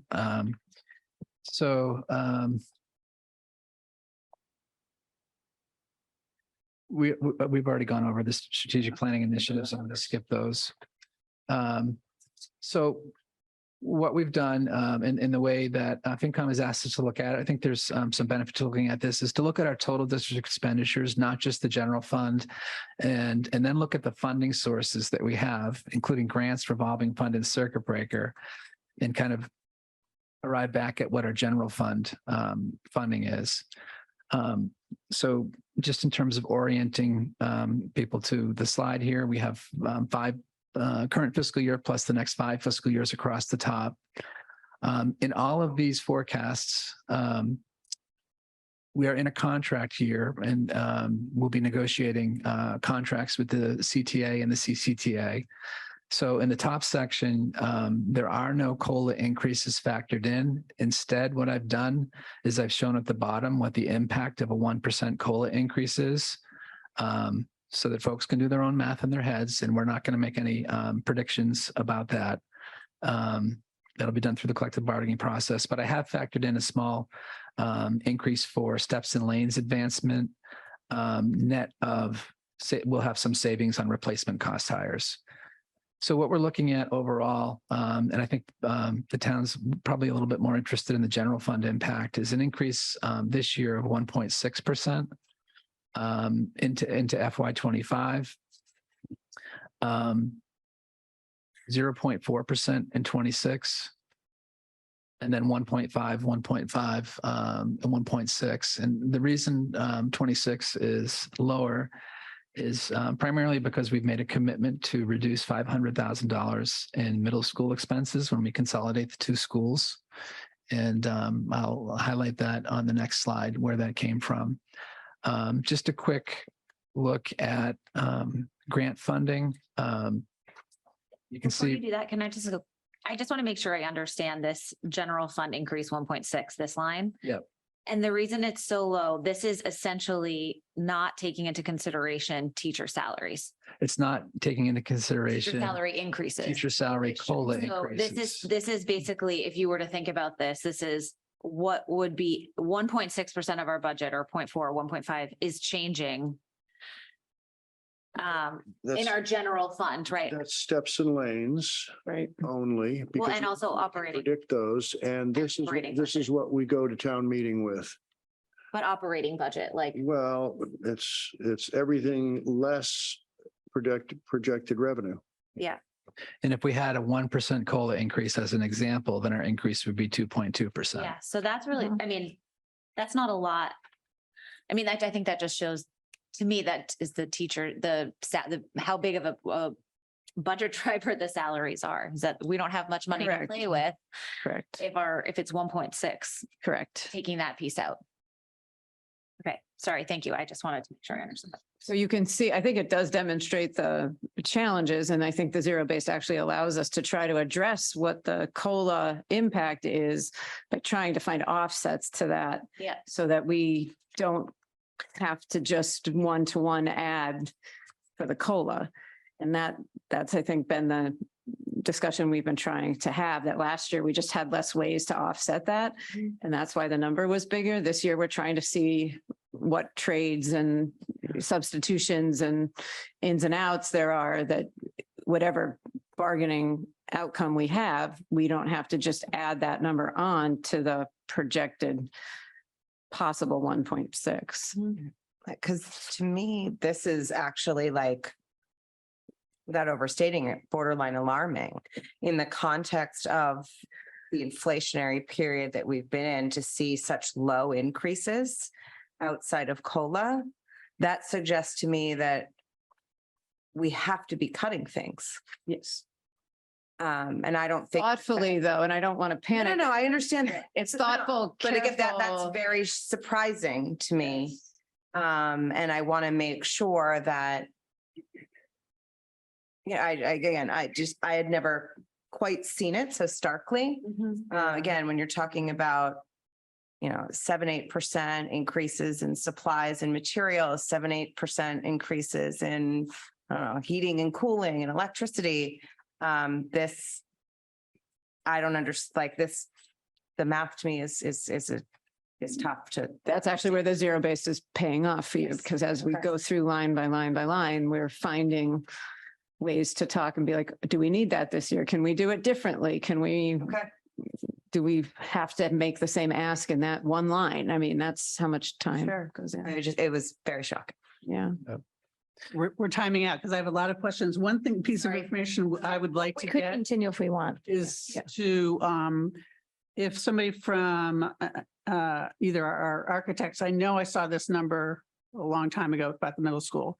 They did predict how much it would cost to heat and cool. We actually started that conversation at the meeting in the If we could construction get- trailer today. So We could get that Bob was number because right I on it. remember the number was far below the heating and cooling at the two schools. I know it's usually with the new building, electricity is up, but in terms of the heating and cooling, it should be Bob asked them just that question It this should be reduced. afternoon. big investment we've made on net zero. I Yeah. would hope that, I mean, I know we're not actually putting the solar back into the building, but it's still, we have to figure out what the kilowatt Right. charges. Yep. And, Yep. even see if the light plan has predictions as to where their rates are going to go barring any unforeseen disasters. So I would hope that number is coming down and we should see, and also transportation, we should get a little bit of a relief there. Running the buses back and forth and around, we're just going to one destination now. So I hope that. Yeah, that'll be interesting if we can break that out that way. By that, yeah. Yeah, I think with the new school, the very quick conversation we had in the construction trailer this afternoon with the construction company, Hill was there, SMMA was there. Do the efficiencies offset the increase in electricity so that it's cost beneficial, or are you actually going to see some increases because everything's electric? And, hopefully we're going to have, obviously we're going to have some declines in other heating sources. So how that all plays out is what we're trying to capture. Yeah, it goes, I mean, Willard, when it first came online, the lights were bright, 24/7. And people driving by said, really? Do we need that? Mhm, So mhm. it takes a while to work out. Yeah, sure. So is it okay if I keep going? Yeah. But, Yes, yes. Just tell me if I'm going too I fast. think we should spend the right time that we need to spend on this, and don't worry about that our 6 o'clock meeting is starting. A 6:30 meeting is starting. Okay. I think we just continue and we're just gonna go right into the next meeting. Thank you. Some of what you've mentioned, Cynthia, is factored in. We've basically forecast in 26. We'll have reductions in a couple places. The other expenses, maybe some of that'll end up being in utilities. We have it there as a placeholder, and then non-teacher salaries. And we're working on that offline, and we don't necessarily want to have that be something we're kind of publicly highlighting at this point. But these are the two places we put it in as placeholders. I'm really talking about, so that's Yeah, the no, topic I'm talking about operationally, not Right. people. right. And some of what we are publicly naming is the commitment we made to $500,000 reduction in operating costs because we consolidated. Right. So we just want to be sure we name that.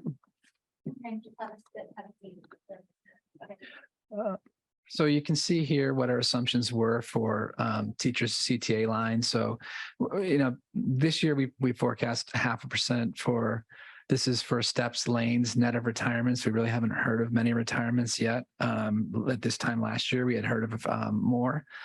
And then as we go forward, 26, 27, 28, 29, we're forecasting 0.25%. Really in the long term, it should be, you should get to what COLA is, but the trick is that in a given year, you don't know how many retirements you're going to have. Non-teacher salaries, we've factored in 3%, assuming that there'll be some growth, cost of living, plus potentially some steps. The contract services where we have seen some both in capital and in our operating expenses, we've seen vendors, just their pricing has driven up. We don't necessarily see an end to that. So we forecasted 4.5% out across the forecast. Supplies and materials is another place that we've seen some of that expense. And, we may look at, as we develop our zero-based budgets, other ways to look at, utilizing things more efficiently. But right now we've forecast 4% growth as we go forward. Out of district tuitions, we're forecasting rate increases of 3.5%. We're not necessarily assuming that there'll be different enrollment levels. I think that's we're still evaluating that though. So, yeah. And as you go out future years, it's hard to say, well, it's going to go up to one year, down to another. So, in terms of long-term planning, we have to make some assumption. But the 14% that the state authorized last year is not something that is anticipated to recur. Do you know when those numbers come out from the office that They says did. that? They They're already under did. So it's 4%. okay. So it's Yeah. back to where it was. More and more. Yeah. It's higher. It was Higher. 2.5 for a long time. So it's better than last year, but Okay. I don't know if it's ever You going still back to had the that. build up from last year. So, Right. okay. Correct. Yeah. Utilities, we forecast some growth, although we have seen moderation since last year when there was a significant blip with supply issues driven by events in the Ukraine. And other expenses we expect to moderate a bit. And then the last item is sick leave, retirement incentives. Those are kind of phasing down, and we anticipate those continuing to project downward and sunsetting as we go forward.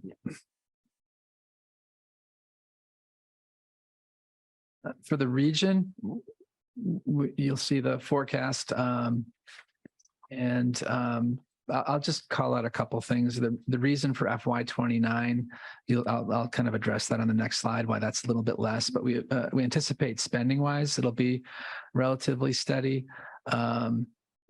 And grant and revolving and circuit breaker funding, we anticipate to be, we projected kind of moderate growth. The homeless grant funding is included in the grant line. There's a little bit of a drop off in 25 due to ESSER. On the general fund side, I've mentioned the Student Opportunity Act, and I've conservatively estimated, consistent with past trends, low growth of Chapter 70. Chapter 71, we've kind of brought up to kind of what we're receiving. We had a healthier reimbursement last year by the state. We hope it continues to be reimbursed at a high level. Other revenue includes a few things, but the most significant one there is that the interest rates have made a big difference on our interest income. So we're ratcheting that up from 130,000 to 250,000 in FY25. And at the same time, we're slightly reducing or anticipating that and this is subject to, obviously, to budget discussions, that E&D, we've kind of banked on E&D being able to use 300,000 and that we potentially will be able to underspend and cover that. You can't do that forever. And so, this last year you saw that we basically, fully spent down our budget. And the reason we didn't deplete E&D was because we had favorable revenues. So we're going to budget the favorable revenues now and slightly reduce the E&D. The net effect is that overall we have about $150,000 increase in general fund revenue, which will help the town's assessments. The big picture view of kind of looking across multiple years is a 2.1% increase in FY25, 1.4, 1.3, 1.5, and then 0.6 in FY29, which I'll explain in a second. And then the impact of an additional COLA is 0.5%.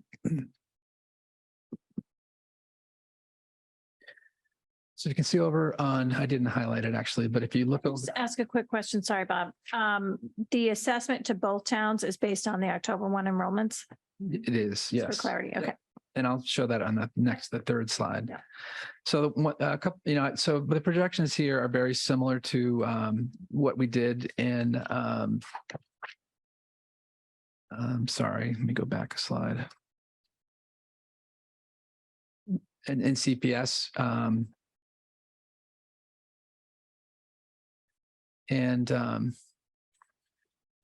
So I'm not just going to go through each of those. I did want to kind of point out a couple things that are different, though. The debt assessment, first of all, I factored in the impact of the CCH access road. So that is in those figures. The existing debt service we have declines a bit over time. I've factored in the CCH access road debt service. I've also factored in some pay down of principal on existing bands. And you can still see that that's a favorable trend for debt service. You can also see the OPEB figures gradually being reduced over time.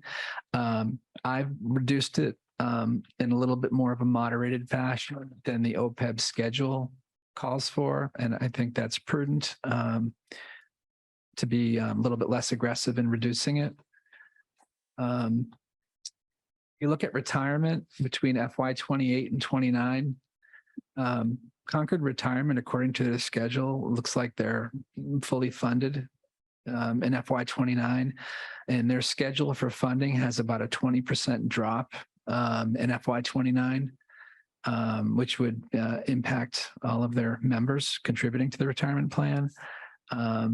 So as a regional district, we'd expect us to share in that. And, that's kind of good news longer term, kind of like the OPEB, where we'll get a positive budget impact at some point. So those are the kind of the high level views. The others are similar to CPS. And then the how does this translate to the towns in terms of assessments? We're approximating. So I'm going to look at the Concord share and the Carlisle share. 76.26% for Concord in FY24. And in FY25, that increases to 76.42%, but pretty close to level. Carlisle goes from 23.74% to 23.58%. The student enrollments for both towns declined a little bit, but a little bit more on a percentage basis by Carlisle. Somebody mentioned the NESDEC projections being a little bit off. When we looked at this last year, we anticipated that that Concord would actually decrease again. So there are factors that kind of impact the enrollment that can shift. And so that's why I've held 26 through 29 constant. It's, we can, as a separate exercise, kind of look at enrollments and kind of see what the existing trends are of grades that are coming up. But there are a lot of variables, such as the number of students attending private schools and things like that. So factoring in the the grant funding and the additional revenues that we have, and taking this spending and translating that to what the towns will pay in terms of assessments. What we're forecasting is a 2.1% increase to Concord and a 1.2% increase to Carlisle. And again, this is without factoring in COLA for CCTA. We'd anticipate that we'd project that a 1% COLA impact would be 0.5%. In addition to the figures. So the 2.1%, for example, for Concord would become 2.6 if it was a 1% COLA. And we've projected that similarly for future years. You know, when we do next year's projection, we can certainly factor in the actual figures. So I don't know if there's any questions on that, but. No, anyone? Cynthia? Yep. So if we, not for this week, but for our next meeting, if we could get a little more detail on which revolving funds those are. There's a lot of our revolving funds like food, you know, some of them just zero out, like we don't have a line item for food in our budget, for instance. So I assume that's not a revolving fund in this. It is. The FinCom asked us to show gross expenses and net of revolving fund revenues. So we're including, that's going to be a net zero. You're just going to have it as, if you look back let me look back a couple slides. So there's some revolving funds that do contribute to the general fund and some that do not, right? Well, like, so I'll just walk through, for example, the circuit breaker is basically helping support out of district tuitions, and it's fully budget relieving. The revolving fund, you know, what's in there is the biggest ones are adult ed, which is fee driven and in theory is break even. Maybe it's up or down a little bit in a given year. But those are going to show up in the top expenditure line, and they're going to essentially come out in revolving and net out. Same thing with athletics.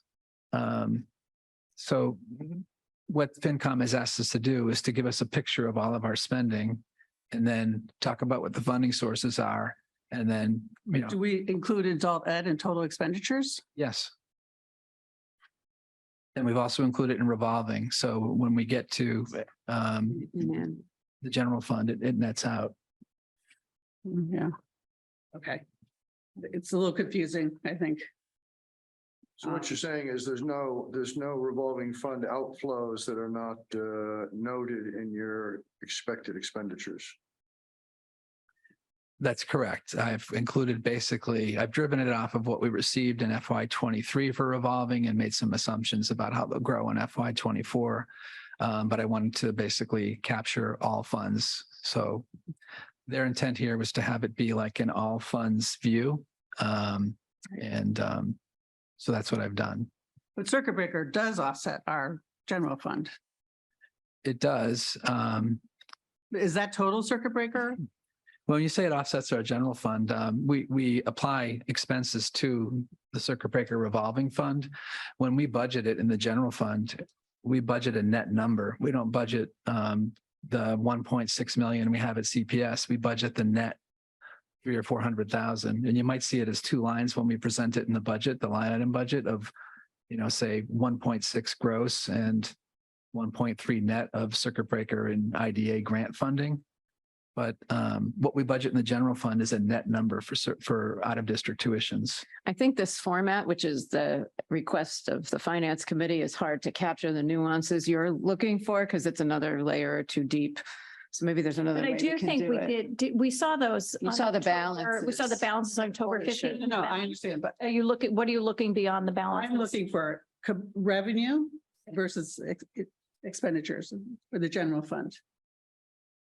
I think we're going to show you more of that as the budget is built No, that's fine. That's, because it all gets too. no, I That's get it. It's fair. just, I think, and then one thing I would like to see in our next meeting is the total circuit breaker we got this year and then how much we're going to use of it at each. Yeah. Definitely. We need to make that decision for the budget. Yep. Right. So those little nuances I think needs to make clear to the finance committee because I understand they asked for it, but I think there's probably some Yeah, this chart is their format, so it's hard to capture some of what you're asking for. I think we can flesh it out as the budget process continues. And certainly if they wanted that and they asked us for it, we would certainly provide that. But Understand. Yeah. Yeah.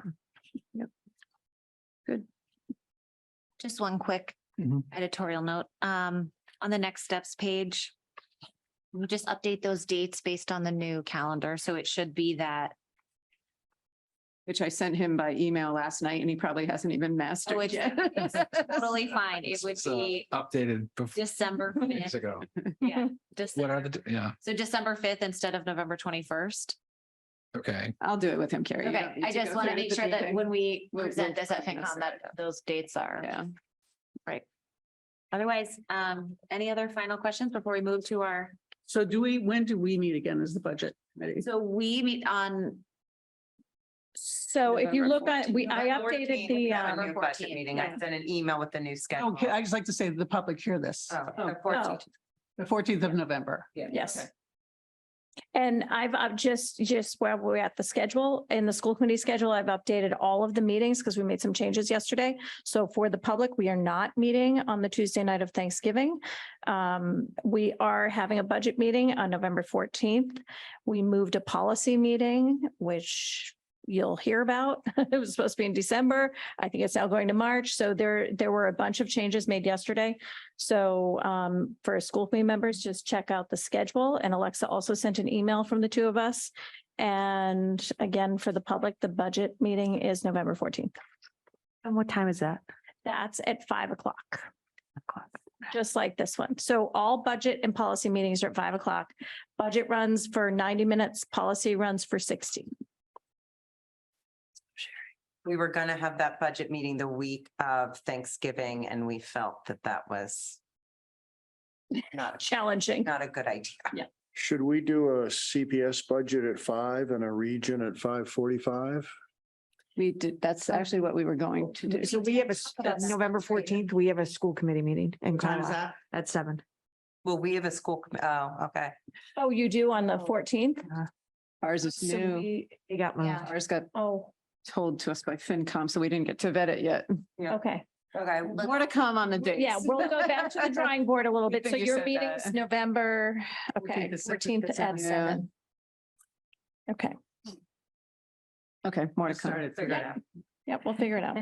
right, well, thank you. Thank you, Bob. Carrie. That was, No. yeah, thank you, Bob. That was a great conversation. Thanks, everyone, for questions, comments.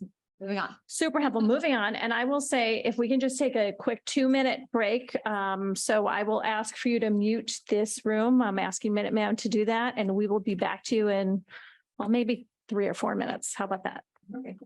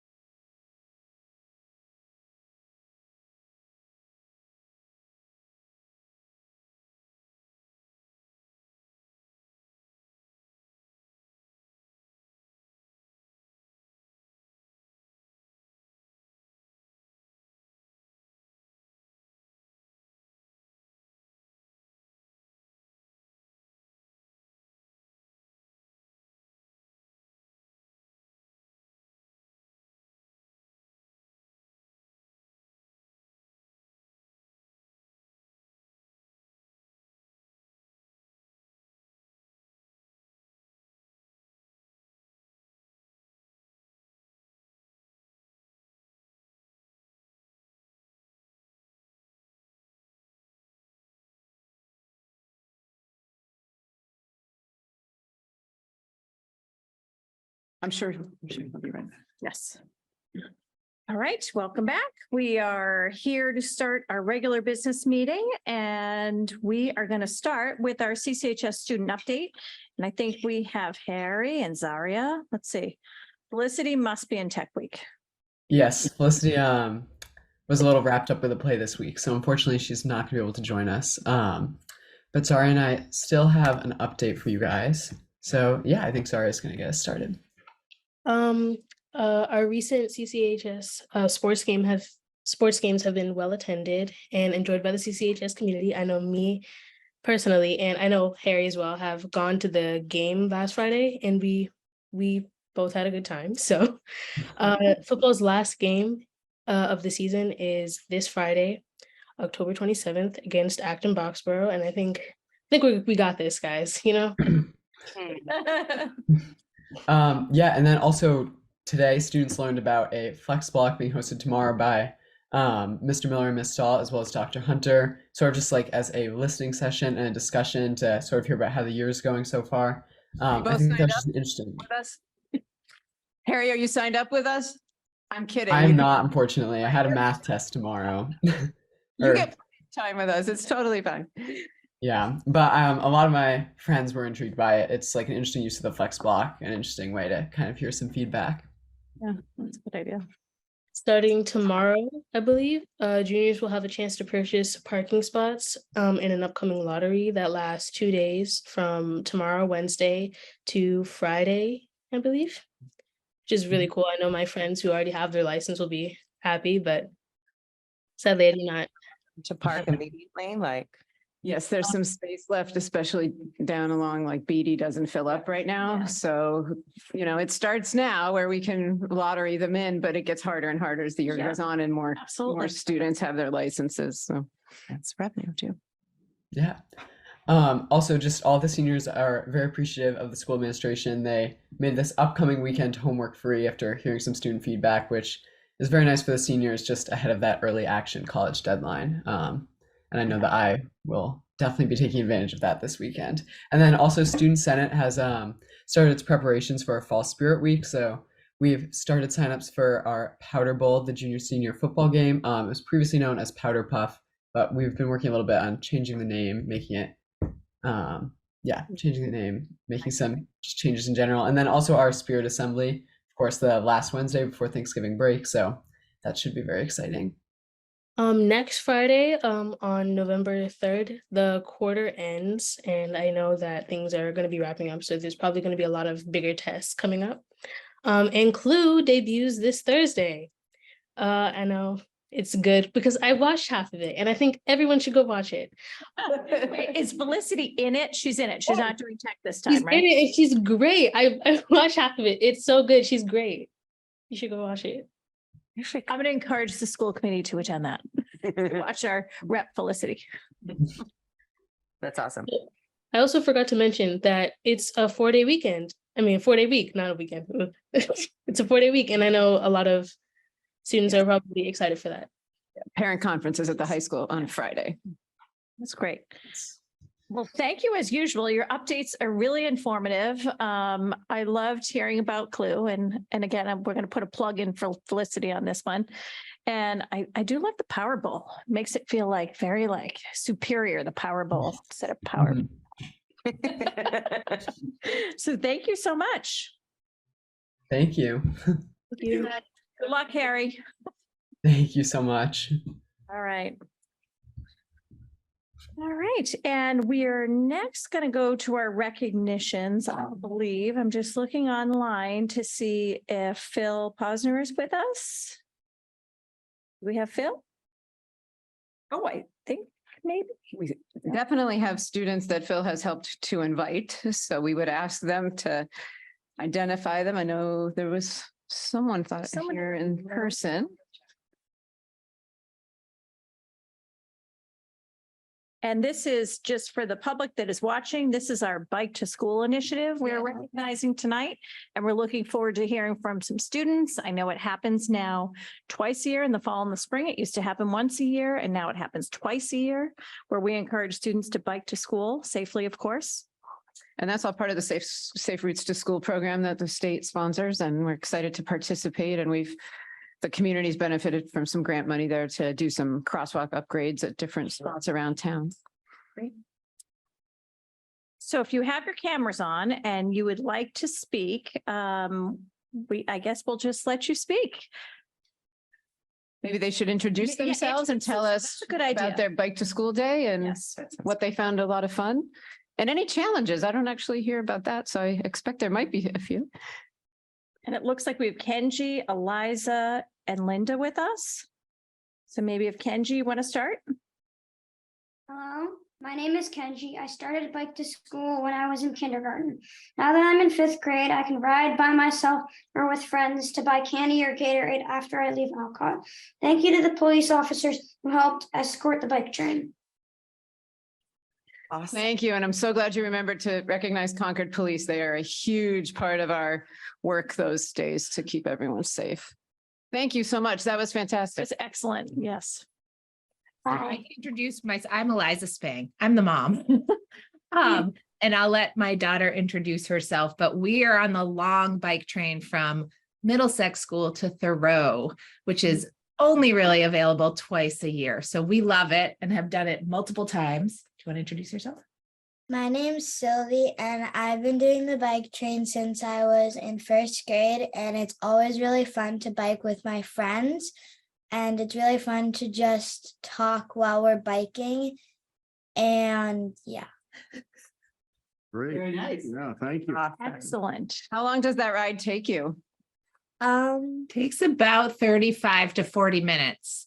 But the Wow. most fun is we start at Middlesex and pick up a lot of kids along the way. So we start with 6 and end with 25. So it's really, really fun. Fun. I That's love great. the bike train. I haven't heard that one before, so I love that.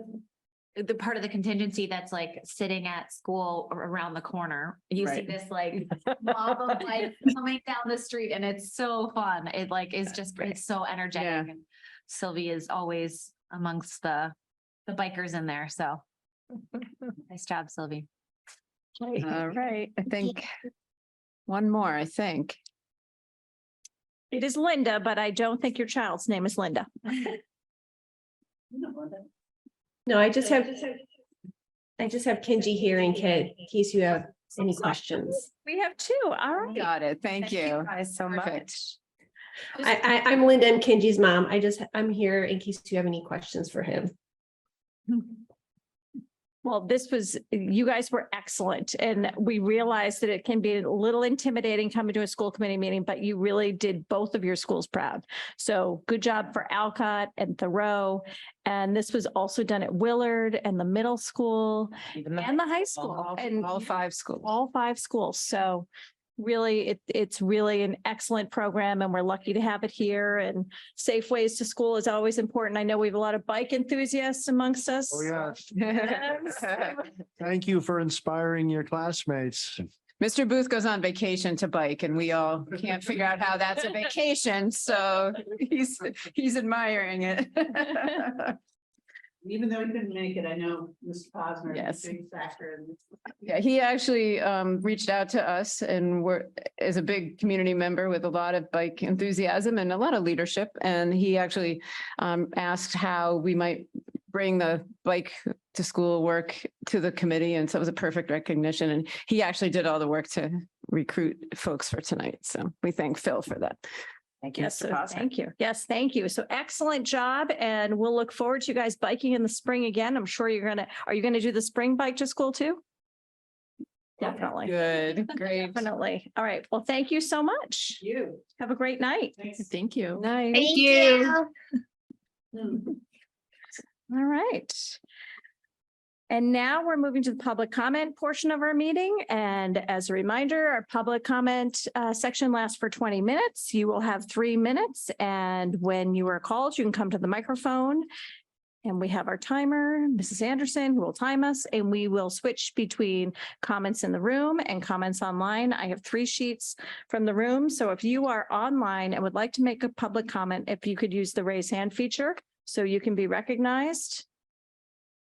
And we will start with Gail Heyer.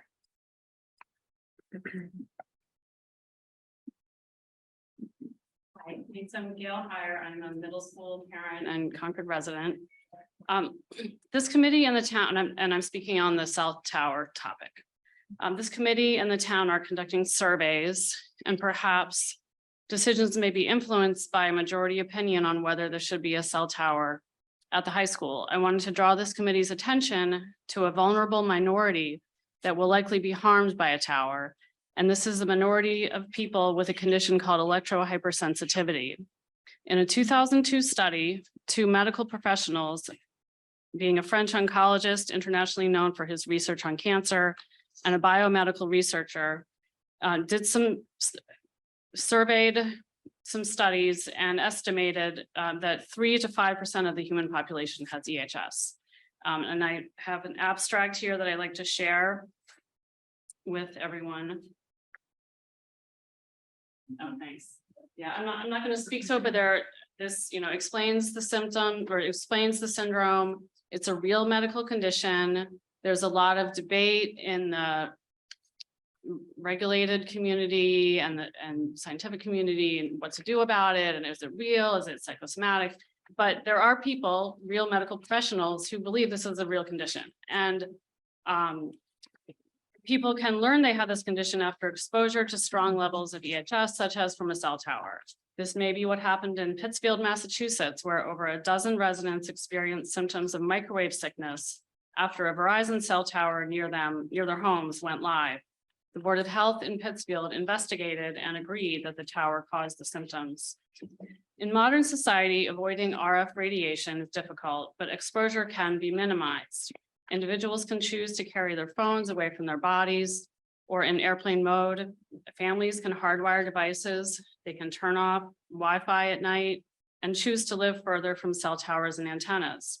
But if a tower is placed at CCHS, students and teachers will not be able to avoid this exposure. The campus is just too small. By placing a tower on campus, the school committee would be creating an unhealthy environment for those with EHS. Statistically, this could be 50 to 60 or 30 to 60 high school community members. This committee's mission is to educate all students in our increasingly diverse global society. Inclusion is stated as one of your core values. Today, diversity and inclusion means considering those with electrohypersensitivity. A cell tower on campus will betray this committee's mission. The town, not this committee, has the financial and staff resources to resolve public safety concerns around cell coverage. Please do not take chances with our children's and our teachers' health. Okay, thank you.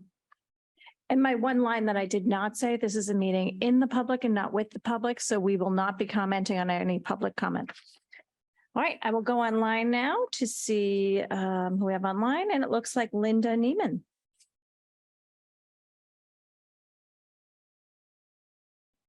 You just unmute. There you go. Linda Neiman, 59 Mallard Drive.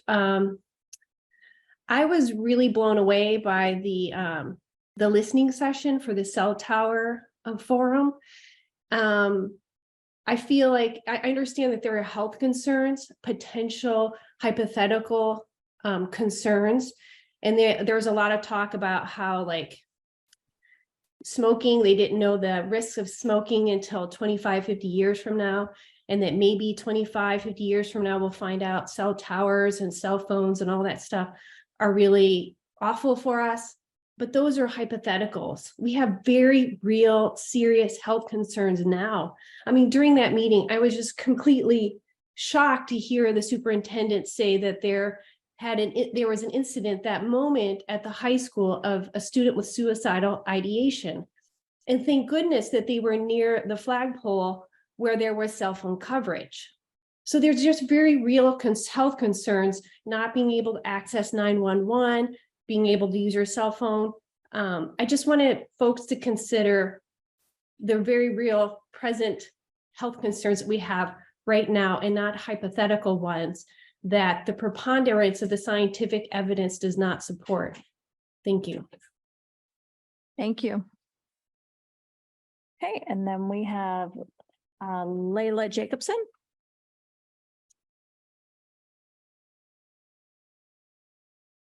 Hi, my name is Dr. Leela Jacobson, and I'm a Concord resident and a parent of a middle schooler and a high schooler.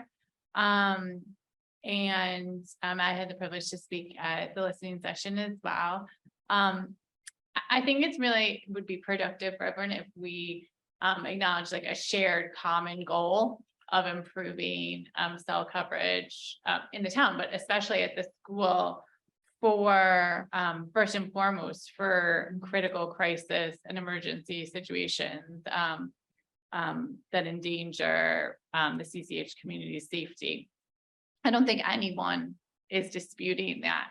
I also want to maintain that we can address that risk without introducing another set of health risks, and that the composting site being one such solution. I understand that there are experts are debating the coverage of that, but I think our goal should be to eliminate the safety risks by not having cell coverage without introducing another set of risks. And I believe that our town is able to do that. I think we have the problem solving and strategic intellect to do that. I want to contend what the prior speaker said, and I want to really encourage the committee to take the time to review the research for yourself if you haven't yet. It's really every individual's choice to interpret scientific research as they see fit. Like everything you do when you make choices about your day, you may not go to the original data. You may listen to what they said on the Today Show or what you read in the paper. But since the committee is basically assuming the responsibility for students and teachers and the CCH community's health, I think it's really important that you interact with the research yourself and you make your own decision. The New Hampshire Commission report is one example, but taking the time to do that is just actually a formal like request as a citizen that I would make, because making the decision without the benefit of the range of science and your evaluation of it is really a disservice to the decision-making process. And then I just wanted to encourage, I know there were exit surveys to the listening session and different surveys that have been taken. And I would just encourage, if those will be influential, to take that extra effort to circulate them, because I'm still talking to parents that don't even know this is a conversation that's happening and are really unaware of it. I know it's not a democratic decision, but if you're going to consider the input at all. Thanks very much. Thank you. Okay, and I'll look online. We have Courtney Whalen. Hi, can everybody hear me? Yes. Yeah. Hi, Courtney Whalen, 65 Dover Street. I'm a parent of a middle schooler and an elementary schooler. And this is in regards to the potential consideration for the cell tower siting at the high school. And I just want to, I'm sure a lot of people attended the listening session last week, but for those of you who didn't and some of the committee who didn't, I just want to bring to everybody's attention again that back in 2021, the Environmental Health Trust versus the FCC, the federal court found in favor of the environmental health groups and the petitioners, and ordered the FCC to explain why it had ignored the scientific evidence showing harm from wireless radiation.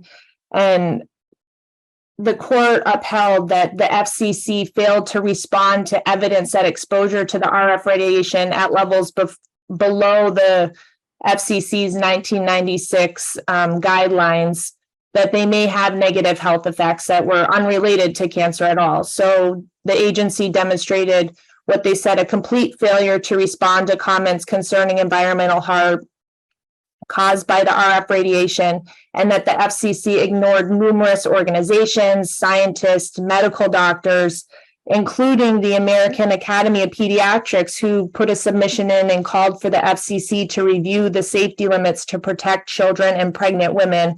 And this is exactly, the children are where we're potentially siting the cell tower at.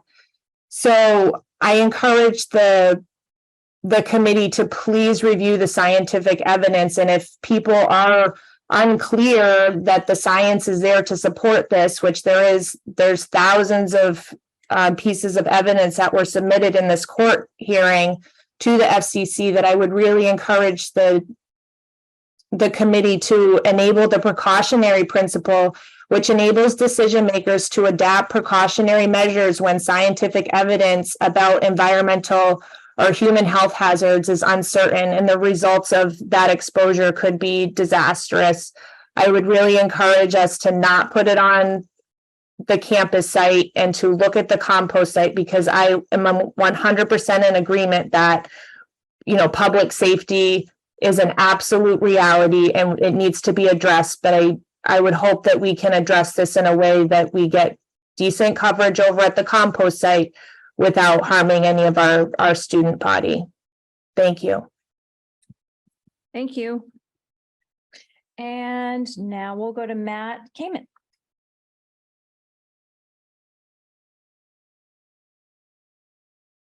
Thank you. Thank you. Is this working? Yes. Yeah. Okay. Thanks. So I've had a kid at the high school. I have a kid in 7th grade. And I'm here to talk about the cell tower. I think I've emailed the committee a few times, even right before this meeting. I mean, I appreciate the health risks, and I appreciate the committee members' response to my emails. I was worried it was going to be put on top of the high school, which very much concerned me. I've been hiking with my son up to top of, it's a long story, but, and I appreciate that the school committee considered 500 feet away, at least moving it out there. And I asked myself, is that enough? And I didn't know. I hadn't looked in the research myself. And I was surprised. It's clearly a controversial topic, as we heard at the listening session. And I also, the fellow who said, he's the guy at the listening session, said it's a relative risk.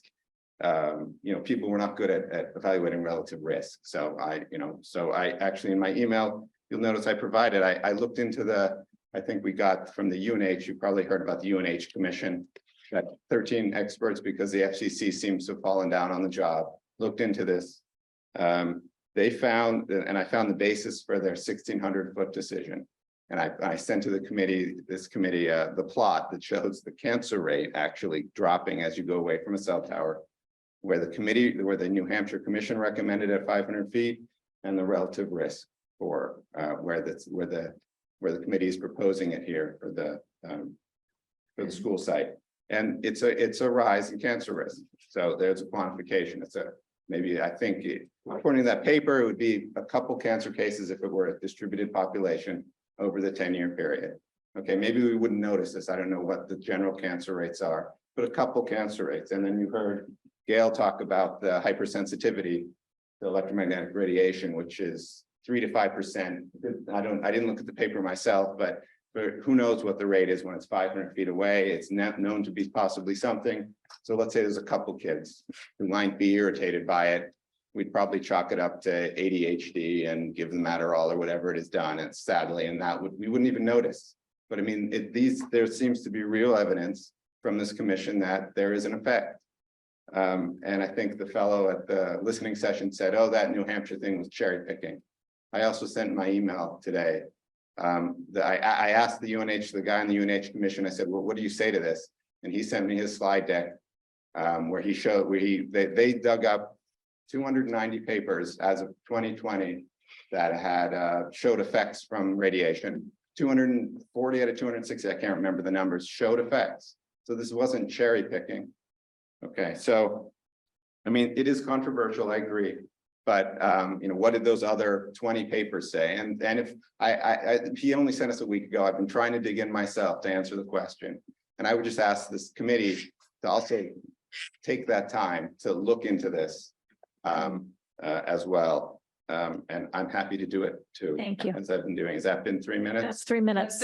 All right. All right. Certainly come back at our next meeting. We're always here and we're always available by email. All right. Well, I sent that email. I checked coverage at the flagpole with my T-Mobile and it was good. Thank you. Okay. I'll look back online and this will finish up public comment because we're almost at the 20-minute mark. If you have public comment, please use the raise hand feature. And I do not see any more public comments. We're going to close that up for now and move on to our consent agenda. So you have the consent agenda in front of you. I will ask, does anyone want to pull anything off of the consent agenda? Nope. So I'd entertain a motion to approve the consent agenda. Well, do I have a second? Second. Any further discussion? Nope. Thank you. Finally getting better at that. Correspondence. I will ask you to start with. Oh, sorry. Sorry, I forgot the vote part. I was moving so quickly. Sorry. All in favor? Aye. Opposed? All right. Now we're really moving. Okay, I'll move on to correspondence. I'm going to ask you to start with Concord Public. Excluding the several pieces of public comment we got at the very onset of sending out the survey, just indicating to us that we needed to tweak the access to it. We had at Concord Public Schools 5 pieces of correspondence. Regarding, sorry. One was reaching out from a reporter. One was 2 was reaching out for a reporter. So we didn't really have 5 that just came in 2 ways. Cell phone tower. So Okay. mostly cell phone tower. And at the region, we also had 5 pieces of correspondence as of 3 o'clock today, because I definitely have a cutoff limit for what I report on, and they were all regarding the cell phone tower. And so if you emailed after 3 o'clock today, you'll be noted in the next meeting. All right. So we will move on to our discussion, and we're going to welcome our Director of Student Services, Angel Charles, to come and talk to us about student services. And I will say that we all have received your slides. We have all that. We have your entry plan. That is also in the packet. And if you remember, Angel actually sent her entry plan out to the entire district. So we all actually received it back in May, but that is also in the packet. So she's going to have a discussion with us, kind of, the state of the union of all things special ed related. And we definitely want this to be more of a back and forth conversation. That's what our goal this year is, to really have conversations with anyone that's coming to us to talk with us. So we'll first turn it over to you. Thank you so much for having me. I was reflecting back and it's hard to believe it's only been 3.5 months since I came on July 1st. It's been a very busy 3.5 months.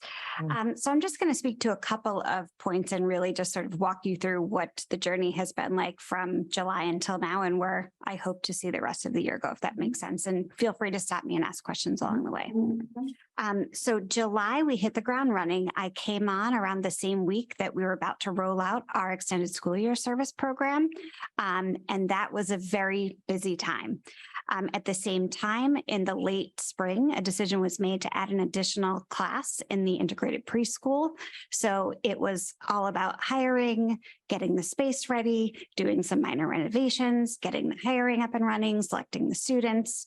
So between ESY and the first half of them was really spent on, I had an opportunity to not just visit ESY, but to do some preliminary evaluation of how it was structured. And immediately the way my brain works is, how can we do this a little bit better? Where can we find some efficiencies, and how can we really have the extended school year services live up to the goal of what it is, which is to prevent regression. So the wheels started turning at that point of, okay, I think we can look at this differently. I think there are some immediate improvements that we can make.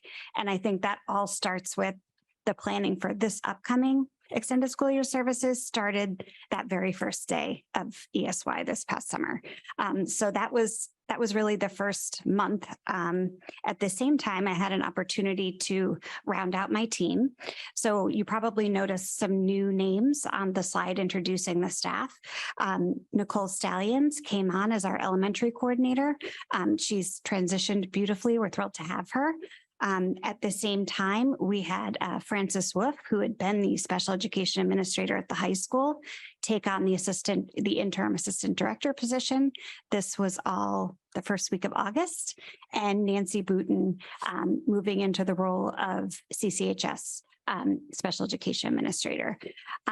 So with all of the new folks coming on and a lot of questions that I had about what are the different roles and responsibilities and who do folks go for when they have specific needs within the department, I had put together a document called Who to Go To for What, which really outlines the various roles and responsibilities of everyone within the office, which we were then able to disseminate out to the school teams and to all the folks who work in student services. So we had a more streamlined opportunity to say, if I have a question regarding specialized transportation, who is the first person that I go to for that? So I hope that that document is something that will live on our soon to be new and improved website that's coming. And I think that it helps to clarify, and how am I going to, if I'm a parent or if I am someone who works in the district and I have a question about X, who do I go to? So that was right before we opened school. At the time that schools opened, I think I was most excited and energized by the opportunity to visit programs and buildings that I was less familiar with. Having worked in the district in the elementary schools for the past 9 years, I knew coming in where my blind spots were. I knew that I had the steepest learning curve with regards to programs at the high school. I had the opportunity to liaise with the integrated preschool and the middle school as at the elementary level, we transitioned them in from the preschool and then up to the middle school. So it was really wonderful to get to visit all the different programs at the high school, to meet the students who are here in our launch program, and to onboard a new crop of integrated preschool students. So those were all of the exciting opening events. At the same time, it's never, when you put together an entry plan, it's never just, my goal, of course, was to listen and to learn and ask lots of questions, but I don't think we ever have the luxury of not dealing with issues that arise that are right in front of you at the time and pushing pause on that button to get the time that we might want to get to spend listening, because at the same time you're troubleshooting various issues. And I think, across the Commonwealth, at least in my conversations with colleagues, issues around filling vacancies and identifying transportation for students have been particularly challenging this year. And oftentimes when we're talking about transportation or vacancies, they're in key positions that are hard to fill. So that getting through that sort of opening and making sure that everyone was getting where they needed to go and that we had the right folks in place was the very beginning part of the school year. One of the most wonderful things I have to say has been being able to see students who are either receiving postgraduate services or high school services who I had worked with at the elementary school level. It's so wonderful to get to see them, in the halls of the high school or in launch. It's just been amazing. So I'm very fortunate. I don't think many special education directors have the opportunity to see students over time and work closely with them. So that's been fantastic. We have weekly coordinator meetings, which is our opportunity for me and my team to download with the leadership at each building site and at each level. So those happen weekly. We have had role-alike meetings specific to folks who work in certain roles and to building-based or elementary, middle, and high school. So those have been fantastic. We have had one CPAC Parents as Partners events on the 14th. We have another meeting to discuss the upcoming changes to ESY. So we're meeting with them on Thursday. So that will be exciting. Up and coming at the end of November, we have a few on-site visits as part of our tiered focused monitoring from the state, where there's going to be a press release that comes out Friday inviting parents and families to engage with the state to give us some feedback. And I'm very excited because this is going to be the state's going to be reaching out to all of our families to get feedback on special education and services. So that data will be a really important component of what's to come forward. What else? Let's see. Okay, I'm talking English. I pause for a second in case you have a question. Sure. Okay. Okay, we'll give Angel a break for a second. Because, this really is, we're Got through phase one of the transition. A lot. We're at phase one. so at this point, does anyone have any questions or comments for Angel? She's just being so thorough that we don't possibly have one question. Actually, Alexa, I think. No, I'm just going to say I am going to leave now. I have to leave early, not because I don't love you, Angel. Yes. I'll be on Zoom when I arrive home. Okay, good luck for sure. So I have a question actually about integrated preschool. So we talked a little bit tonight about, I know, sorry, I'm going to put you on the hot seat. Like, now we're going to stay on this stuff. I actually really love talking about special education. So integrated preschool, we have a certain capacity and what do you foresee maybe your needs might be in that area? Or do you have any other needs that are kind of arising that the school committee could help you with? Yes. So I think, well, with regards to the preschool, I think it was a really good decision for us to add that classroom that we added because it will be full within a week or so. already asked me that. It will be full within the week. And so that was a fantastic move. I think I probably would have hedged if you asked me if we should open it or not back in the spring, but it was absolutely the right decision. So as far as moving forward, some key areas that I'm focusing on. Number one, I've got to thank Kristen's office because the Open Architects data platform is a fantastic resource for us to look at, engage our performance of our students with disabilities compared to without, and to track over time. And so I think the trends that we're going to see are something that I'm taking a very close look at to inform professional development programmatic needs as we go forward. But I think at the moment, beyond, we're continuing this year to have more teachers trained in implementing the Wilson Reading Program, which is an investment. We have some folks getting their RBT license to be registered behavior technician to build their capacity to work within our programs in a very methodical way. I am really interested at the moment. This is sort of a hot button item for me that I don't think is going to go away. But I think as we look at, and tying it to the strategic plan and looking at student well-being and mental health, I think that one goal that I have is to really shore up and strengthen and possibly expand the ways in which we're supporting the range of students with various social, emotional, and mental health needs. I think, anything that we can do to increase our continuum of services for those students. And there are, resources that we can put in place, but I'm thinking more programmatic wise, anything that we can do to increase, our capacity to manage students within the district with those unique set of challenges is a good idea.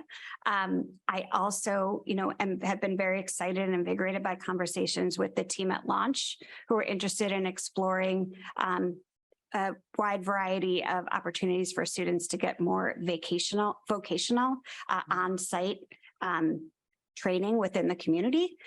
So they've got some wonderful ideas. So we've got some upcoming meetings to talk about what that could possibly look like. So those are the immediate sort of right now things that I think we'll be focusing on for the spring, is really looking at the data and using that to, well, we've already started doing it really, is we're putting, I should also say, I just finished my first district-wide budget this week.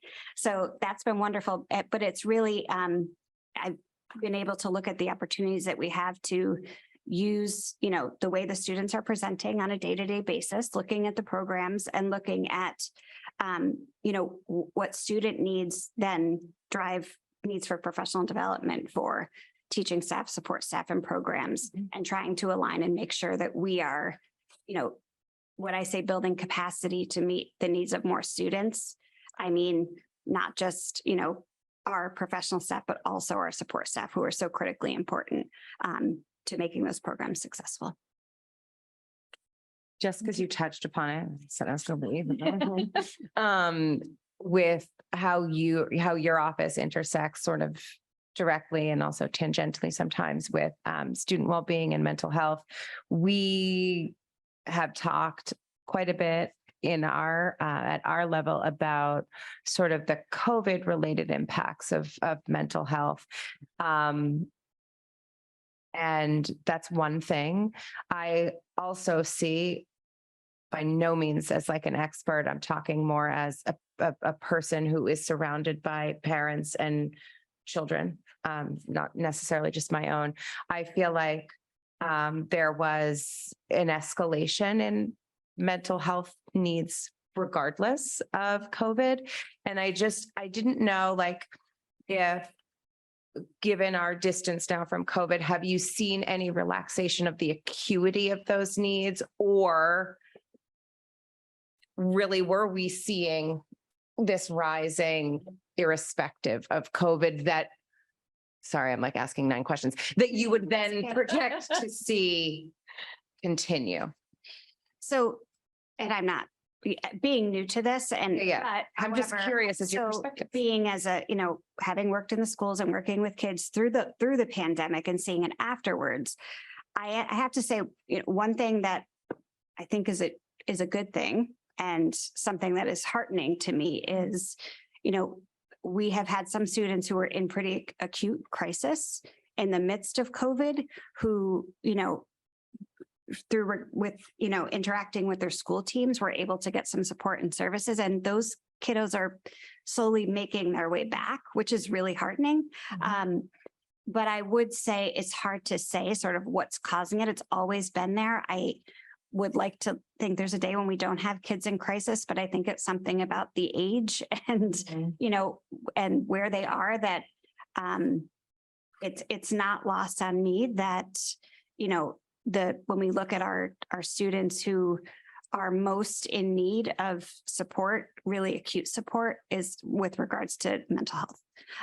So the more that we can do to build our capacity to manage it and get in front of it and be preventative, as opposed to, being able to come up and say, okay, we're going to now help to treat it, doing more that we can do to get in front of it. So, when I heard that there's no homework this weekend, is there a bug? Yeah, there was like a big bug on the table. Just fell from the ceiling and sorry. Distracted. That's okay. No homework weekend. Sorry. Go ahead. I think those things make a huge difference, especially in timing it around when the applications are due. That's huge. Those are, so I think things like that, but I see kids coming back who were able to come back from crisis when they're supported. And I'm proud of, I can hear the stories now and look back and, I'm working with the families now that, because they're not yet 22 years old, I still get to interact with them. Absolutely grateful for what we've done as a district to support them and bring them back from some of the most difficult situations. So that's phenomenal. Yeah. Perhaps Angela, a follow-up. You talk about getting in front of it, which I think is something that happens to a great extent in the classroom. And you left your role as a principal, now you're SPED director.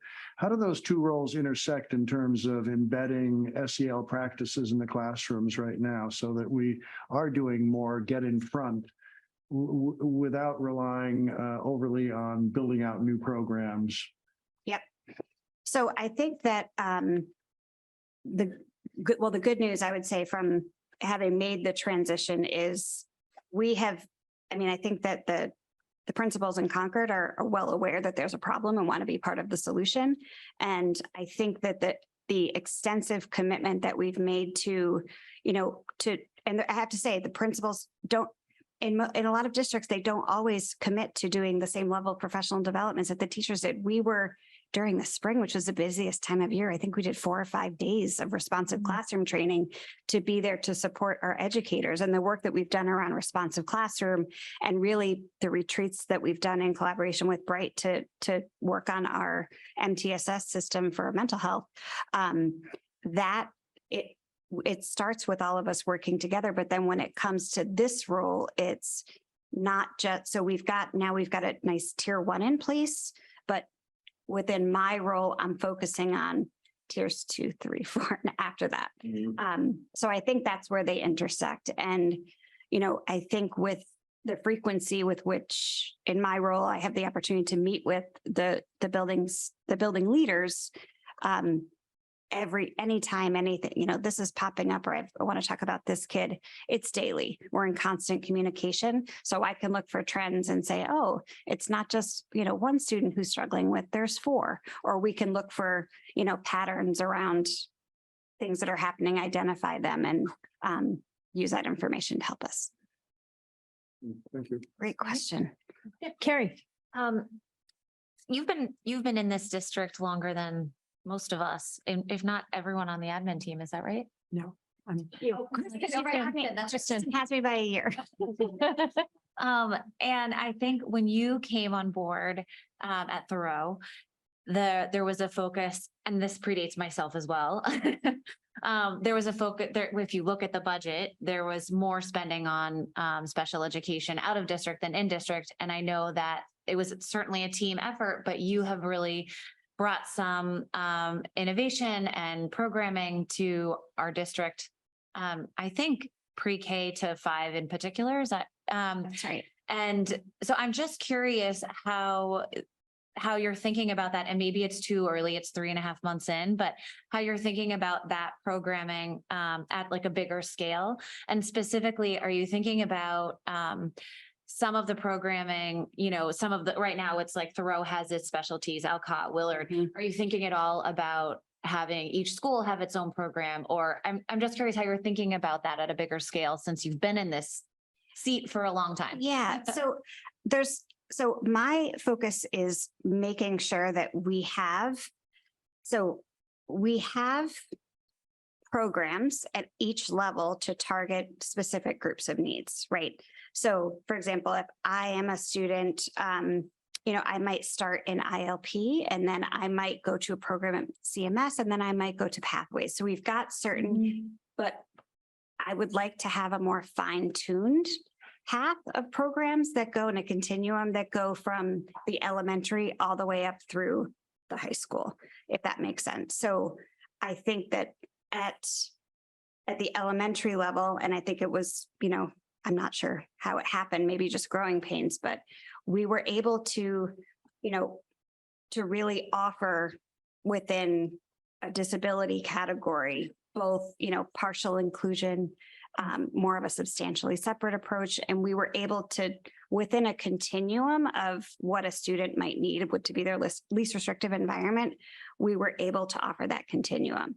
So while I believe that, I think it's fantastic, I'll just give you an example of one of these things I'm thinking about. So we have the lab program in collaboration with Landmark, which is fantastic. There's a very specific profile that program is designed to meet the needs of. I think that there are students who we might say they need a support like that, but they don't necessarily fit the entrance criteria. And then we look across the district and we say, okay, so we've got some kids who aren't quite a fit here. Do we have any anywhere else? And so those are the questions that I'm asking right now to see if there are, if there's a nice mass of students who have a similar need who we're not meeting right now, to look for opportunities that way. So I think that necessity is the mother of invention. So when we have, which is really what we did when we started with Thoreau, is we had a group of students who we were going to send out, and we were like, let's just try it. Let's just see what happens. And as they grew and developed, and as their needs changed, their programming needs changed, because it just did. And we were able to, mold the programs around their needs. And then we quickly found out that, behind the 5 kids that we had in one program, there were 5 more behind them and 10 more behind them. And they've just we're almost at capacity with our programs right now, which is amazing. It's amazing, but we're almost at capacity with our programs now. So that is something that, so from a big picture perspective, I would like for us to be able to meet more needs. And of course, it's not lost on me that, you know, I look and track very carefully students who we are having their needs met out of the district. And I'm looking for trends and patterns there as well to say, you know, what are we missing here? Why, you know, there's a cohort of kids who have this specific need. And if there's quite a few of them, I'm asking myself, could we meet their needs here in some way, given, you know, when the numbers get to be a critical mass? Thank you. Hope that answers your question. Okay. You can continue if you like, or we can just keep doing this. I mean, it's totally fine. If there's something you want to, and Angel is coming back to us, just so you know, like she will be back to us throughout the year. So I absolutely will be back. This, so I think I brought us up until December 1st. Is sort of that's where we are within my transition plan at this point. And I think, you know, there's certainly a lot of work to be done. I think what I find, I'll just say, what I'm finding very rewarding about it is the on the ground meeting with trying to troubleshoot and problem solve with the teams at the building level and with the administrators. It's been fantastic. And some days I'm like, okay, moved a mountain today. And other days I'm like, oh, we've got so much work to do. But it really is rolling up my sleeves and getting in there with the teams right next to them. And, you know, there's nothing more rewarding than when, you know, a teacher or a para or a principal calls and says, can I talk to you about this case? I just need some, or can you come look at this student? Or we have this team meeting and we're not really, can you come over and consult with us? That is my bread and butter. And I think that with that, as much of a, you know, side by side touch that I can give and be available for them when they need that, that is what I've seen to be. We've already made some pretty great positive moves, which I'm not going to jinx by talking about now, but I think there'll be some really exciting outcomes when I come back in the winter. Great. Yeah. That's exciting. I just have a couple other questions.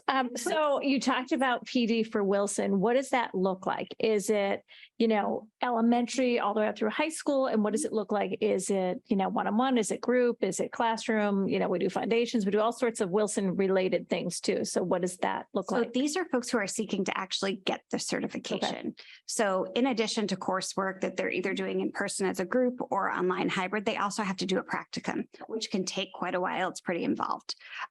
So as a district, we are supporting folks through that process with getting that certification and setting them up with their practicums. So it's fantastic. It's a huge commitment. But we had teachers commit to it and we're interested and they keep being interested in it. So the more folks that we can get trained, the better. And are these regular ed teachers or are these special educators or are they tutors? Special educators. Okay. They're special educators. In some cases, they might be reading or language arts specialists. Okay. But they're folks who will then be able to deliver that specific type of instruction with fidelity to students. Okay. So it will be in the one-on-one setting or the small group, depending on their certification level. Yes, we had some folks take the 3-day course, but the folks who are still working on it now, they're plugging away at that authentic, you know, listed on the Wilson website as being a practitioner.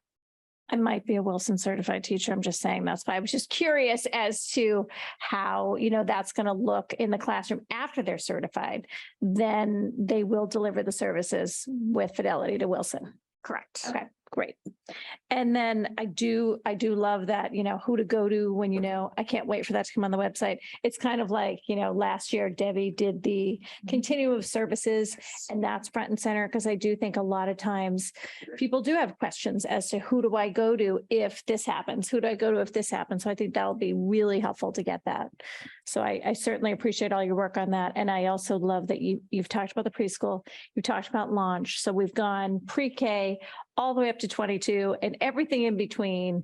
And it's just been, I mean, it's really helpful to hear you speak these words and like your vision for the district and what we're moving towards. So, because in the end, it's all in the interest of our students. It's all in the interest of our students. And I always sort of think, you know, we're as good as we support our most vulnerable.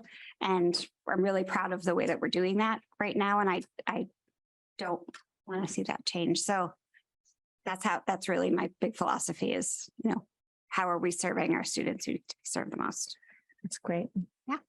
Any other questions for Angel? Well, this one's maybe not quite as exciting, but behind all the service to students is a great deal of compliance and managerial stuff that's probably not your big joy.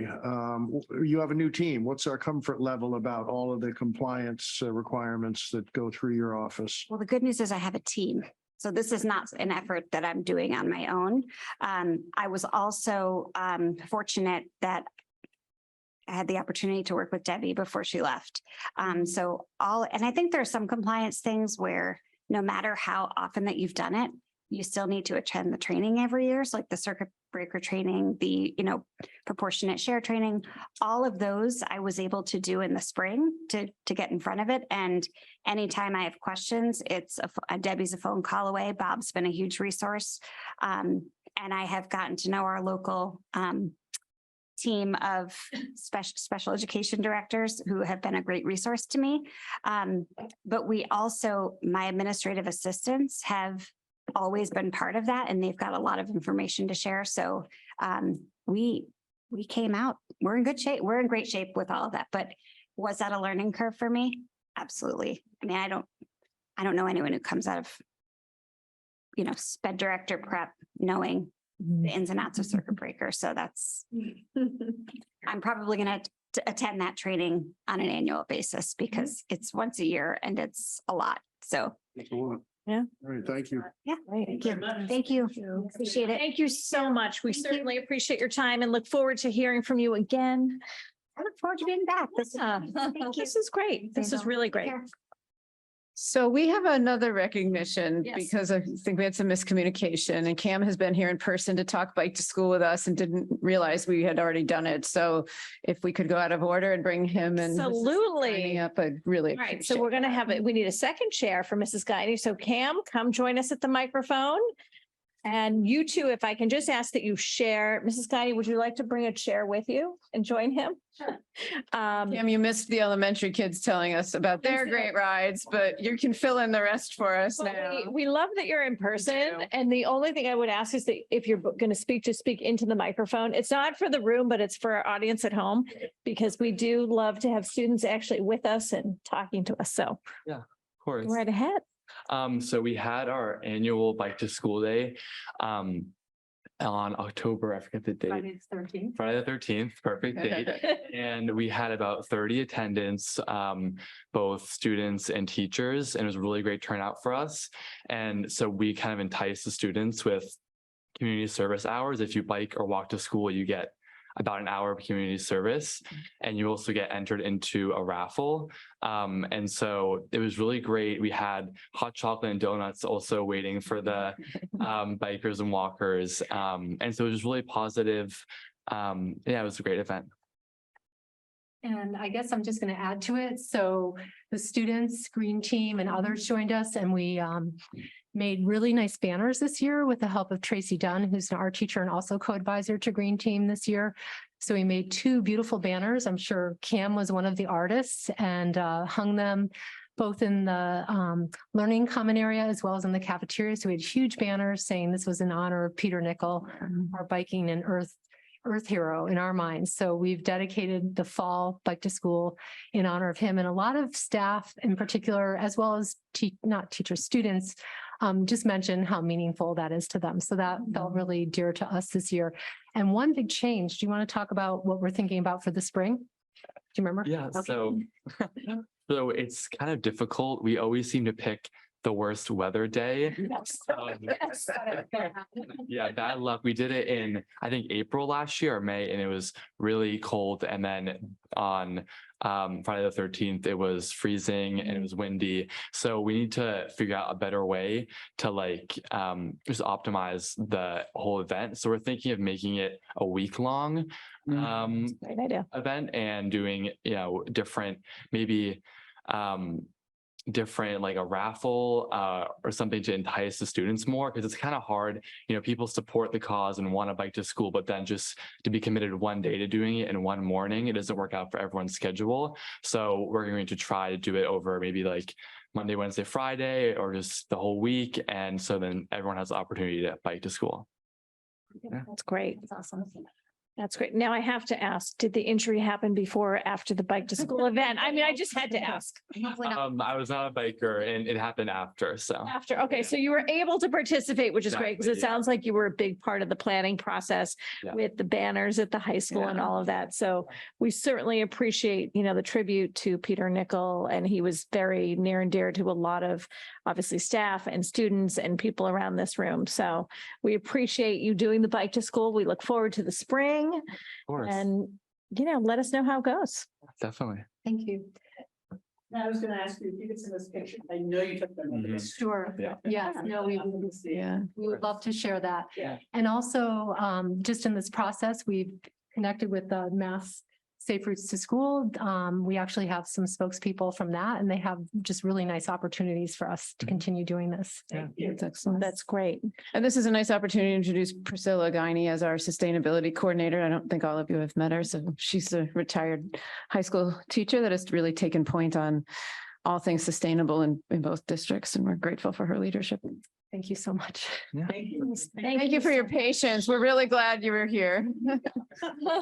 He's great. you. Thank you for waiting. Have a good night. And if I could just say something real quick, I just wanted to say thank you. My name is Phil Posner. I'm the Phil, great. Concord Bike to School coordinator. I'm here with Judy Crocker, who's from the state. Just wanted to say thank you to the members of the school department, to each of the principals and staff and teachers at all of the schools. Just so that you folks have heard this, we had, at least through the primary schools, over 300 kids this year participate in the Bike to School Day. It's a really great event. The kids have a great time. I also want to say thank you very much to the Concord Police Department, because police officers are key to making this a safe event. We've been running it for years. We've had no injuries. It's been fun. And as some of you may know, some of the kids come all the way down from the Middlesex School, all the way down Lowell Road. It's a spectacular thing. So I do want to say thanks very much to CPD, and in particular to Officer Ron Holzinger, who's our contact point at CPD. And last, I want to say thank you again to the parents and the kids, because they make it really work. It's wonderful. And if you don't mind, I'm going to introduce Judy. She's going to 45 seconds for Judy. Sure, And absolutely. You've been waiting, absolutely. Thank you. Thank you for entertaining me for just a moment. Again, huge shout out to the Concord Bike Committee, our 2021 Community Exemplary Award winners. Just wanted to say briefly that I'm going to pass out just a few handouts for all of you. Thank you. Just some of the latest things. You know, Concord is so active and walking and biking to school really around our flagship days, and then a little bit in between. So we would love to see Concord take the next step. We do have DESE accredited professional development for our pedestrian and bike education. We like to think of these as life skills. I'll send you all this in email tomorrow, but we have an informational session on December 12th. We also have active wellness policy, active transportation amendments that I include in the packet. I also include an example of one of our driver educational tip sheets. These are all available in 10 languages, and there's a list of them, and then just a summary of the program in case anyone's not familiar. And lastly, if anyone is attending Thursday's DESE's Better Together Family Engagement Conference, please look me up. I'll be presenting right after lunch. I promise to keep you awake if you come to my session. And lastly, if you have any questions about the program in general, about how we can add more substance to the Concord program. I will be presenting on Wednesday at the MASC-MASS meeting. And I'll be tabling on Wednesday and Thursday with the new format. No one's there on Friday. So, okay. Thank you so much. Appreciate it. Thank you. Thank you so much. Thank you so much for coming. And Phil, I have to really thank you. I apologize for any miscommunication. Your students that came earlier, the elementary school students were excellent. We had a student from Alcott and a student from Thoreau. Sylvia and Kenji. Who talked about the train that went from from the Middlesex School all the way to Thoreau. And she did a great job they actually both thanked the Concord Police also, which was wonderful. So we really had some insight as to what it looked like from Middlesex to Thoreau and picking up kids along the way. So thank you for your work with us. We really appreciate it and look forward to the spring event. Thank you. Okay, so that brings us to item B, which is the CCHS campus cell phone tower and listening session. And this has been, we definitely hit a hot button topic here when we're talking about the cell phone tower at CCHS. So I'm going to give you a very kind of high level overview of our survey. The first thing I am just going to say, I just want everyone, because I did attend the listening session also, no decision about the high school campus has been made. And I think that has to be really clear. There's no, plan that's carved in stone. No decision has been made. And this committee will eventually, when the time comes, we'll vote on that. But we are very separate from the town. We are just talking about the regional campus.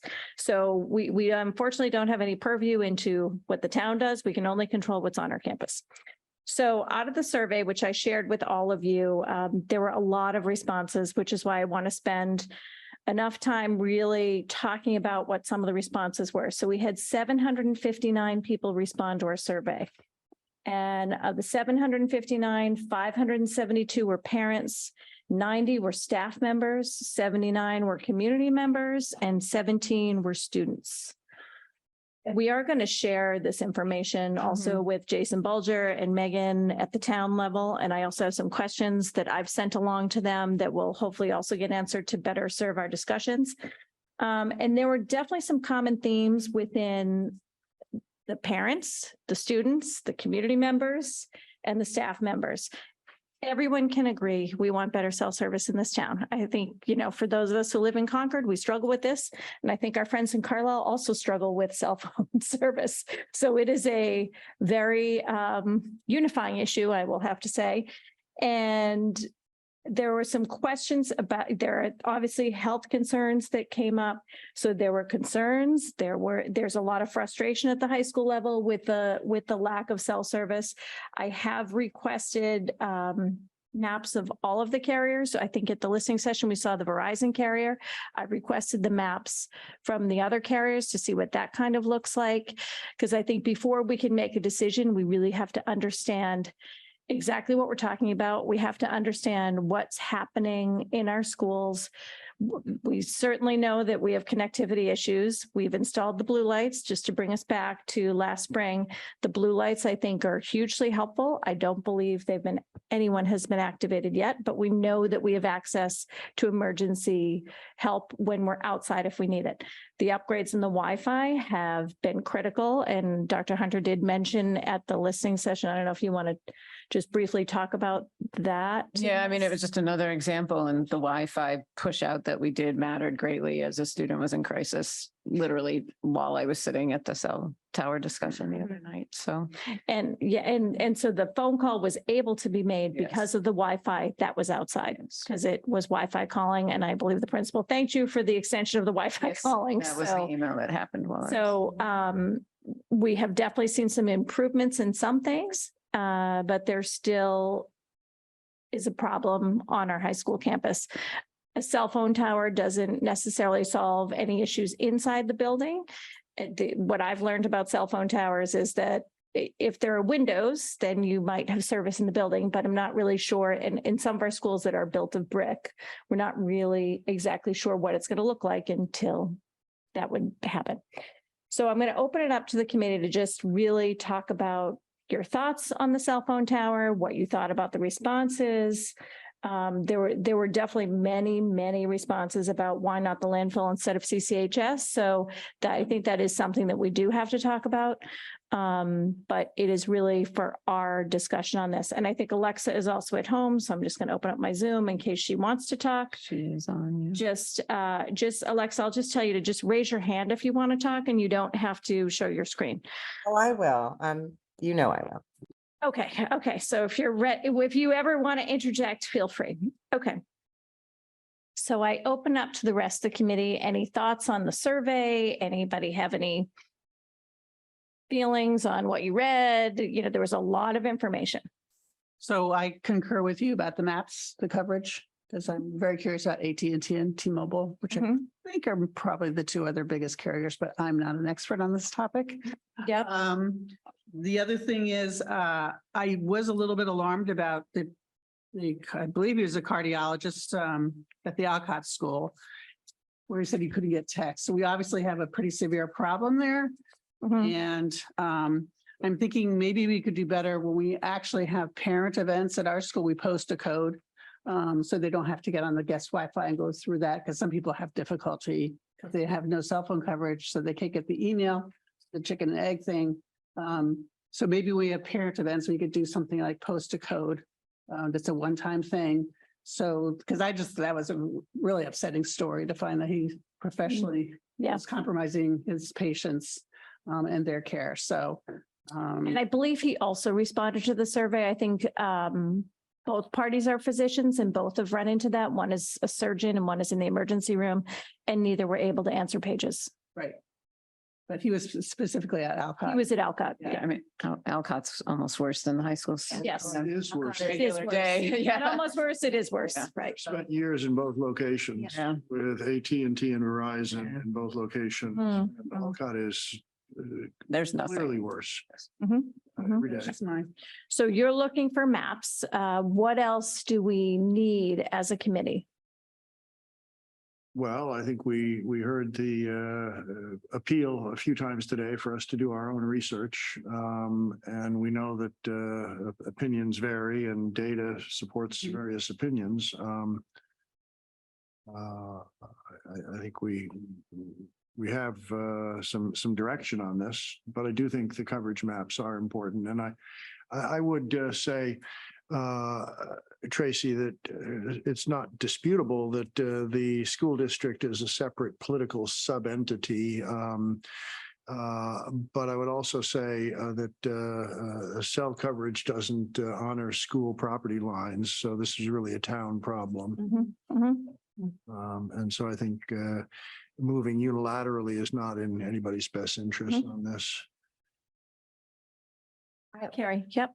Just to echo what Court just said, when we started this conversation many months ago, I think like I remember saying that this is a townwide problem and we need a townwide solution because I read the 73 pages of comments that you sent. I really appreciate you reading the 73 pages of comments. And the consistent theme throughout I fully support it. I am adamantly opposed to it. And I'm somewhere in the middle. The consistent theme is that people want a solution to the problem. And some people just disagree on how we get there. And I think I'm just not sure that the school committee is the solution. I really think we need and I don't know, there's still a lot of information that we need to gather, but I just feel like we need a more holistic plan or conversation or a townwide conversation. And it could very well be that the high school is the best place, that it would provide the best coverage, but I'm just not convinced that that is the case yet. I would add. So I would love to hear more from the town, frankly. I don't know, maybe that's at the chair level. I'm not sure how we facilitate that, but I feel like there's been and maybe this is my own lack of awareness, but I feel like there's been a void of information from the town about what a bigger solution would be, which leads us to the high school as the possible solution. So I would love a bigger plan. That's what Okay. If I could, Yep, yeah. I think they need more specifics because I've talked to Megan and Jason a few times and I think they're trying to give you what you're asking for, which is the slides you've seen and the research they've done and the maps and the homework. So I don't think they quite know what else you're looking for. I think they're working really hard to make a plan. If there's more specifics, I think Yeah. it would help them meet what Yeah, you're like they're- hoping If I for. could offer up this Yes. for specifics for me, I'm not speaking for you on this. If we could get an updated analysis with sources from perhaps Mr. Bulger as to high school and landfill and public safety and any other potential sites that would cover this remaining gap after the Tricon Concord Center gap gets solved. Yep. That would be hugely helpful. Great. Yeah. And that's Yeah, assuming yeah, so Tricon moves forward, right? specific, that'd be Because- great. Yeah. Yeah. Right. And I still have questions about where Tricon is at, like We can't, we don't know and they don't know. And it's outside of all of us. I don't think that the town even knows because it's private. It's private. So we're kind of, You think we know it's a year out because these things take Take time. a year. Right. well, and even, just to be clear, anything, if we were to vote today to put a cell phone tower at the high school, it would take at least 18 months to get it. Like, it's not something that is going to happen overnight. The fastest it's going to be is probably 18 months. And it would still have to, we have a lot of hoops to go through too. It's still RFP process. It's, that takes time. We're not going to solve the solution in the next 6 months. That's certainly not going to happen. So, Well, and it goes back to who's the we, the we has to be the town. We are players in it. but we're- Exactly. but- Yeah, yeah. But we're not subsuming their role, the larger town and town government. I don't want to anyway. right, I just would like to know what our plan B is, what happens if the thing at Tricon doesn't work out? right. The other thing I will say is a lot of people are looking to the regional campus to solve the town problem. No. We're not going to solve. No, it Concord won't Center. even solve Alpine. Right, we're not going to solve West Concord either. No. We are only going to solve our own problem. Right, so I would like to see, we couldn't have it at Kai's Road because you could see the tower from the old North Bridge. I just think that's doesn't seem like the best. I mean, can we go back and re-examine that? Because that would be a great location. Well, also, I think another question some specifics that would be helpful is what are the ideal location points, like based on, the one thing I learned from their past presentation is that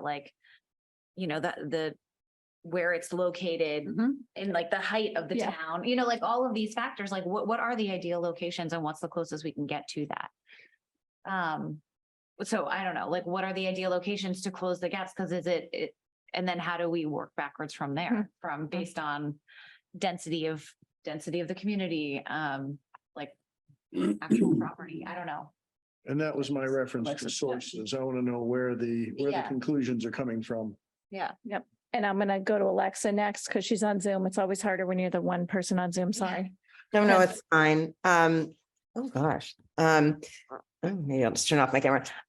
So yeah, to me, I don't even, I've lost track of who said it. I think it might have been Court. To me, what I would want most is not just the Verizon map. I think we need to see the map overlaid because, obviously Verizon is who is interested in erecting a tower. So I recognize that we're seeing their coverage map, but I think that, to me, like seeing the various possible locations, whether they're ideal or expedient, is another matter. But, Cynthia brought up Kai's Road. The landfill has been brought up several times. I would be curious to see overlay maps that show coverage for all of those different locations, because I recognize the desire for expediency. And I think clearly there's a group that has identified that should we take a vote sooner rather than later, we can be that expedient solution. But before we do that, I would like to see, other options, because I'm not always, and I don't know, I can't, expediency can't be the only factor here. Yep.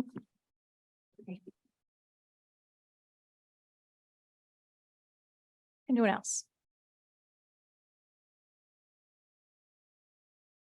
So looking forward, we, through you, Tracy, gather up some information from town IT. Yep.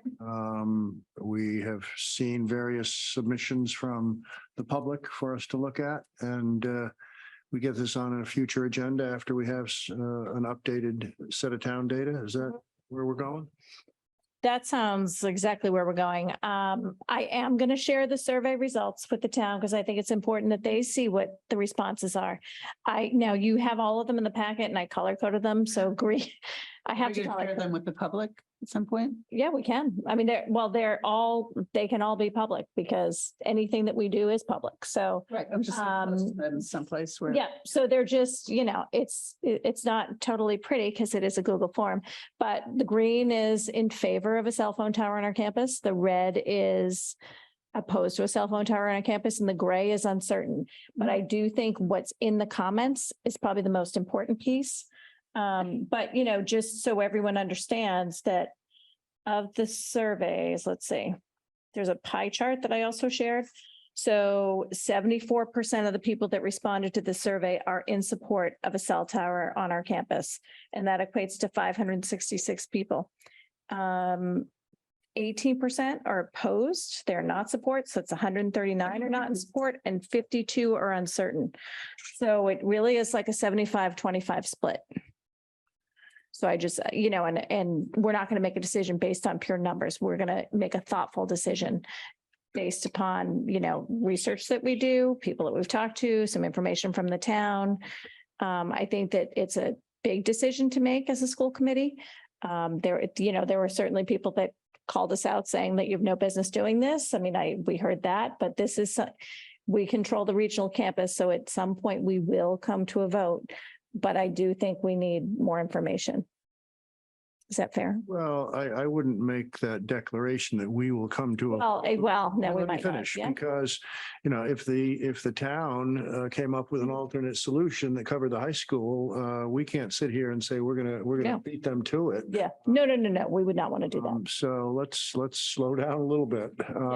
And if you do release the survey, I think we're obligated to release the prompt that produced those answers so people know how this thing was framed. Otherwise it's not really accurate information for them. Yep. So I think that will conclude our discussion for tonight. You will definitely see this on future agendas. We are definitely taking this under advisement. We are moving through this, trying to investigate as much as we can and getting as much information as possible. I do think that the survey was a great way to get some information as to how people feel about it. We had more responses than the amount of people that attended the listening session, which I find interesting. I think they had about 100 people in attendance, both online and in person. So, people do care about this. And most of the responses came within, I don't know, like 4 hours. So people were really on it, and we sent it out on a Friday morning, which is not typically when you get the best readership of things, but people do care about this. So I thank you for spending the time to go through the comments. And if you haven't had a chance to go through them, please do that so we can be as prepared as we can possibly be for our next discussion. Okay.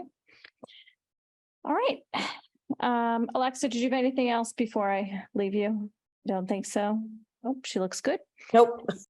Okay, thank you. And then I'm going to turn, the next portion is on our first reading of our school committee policies. I'm going to turn this over to Sharon to take us through what we talked about at our first policy meeting. This will count for our first read of our policies. And just as a reminder, we'll come back for a second read. And if you want to talk about any of the emails with Dorothy too, you can feel free to do that. Or if we all want to talk about, how we want to run policy. Okay. Okay. Okay, so one of the first policies we reviewed was the JIC, which is student discipline. Our district version was dated 2022. MAS version is 2023.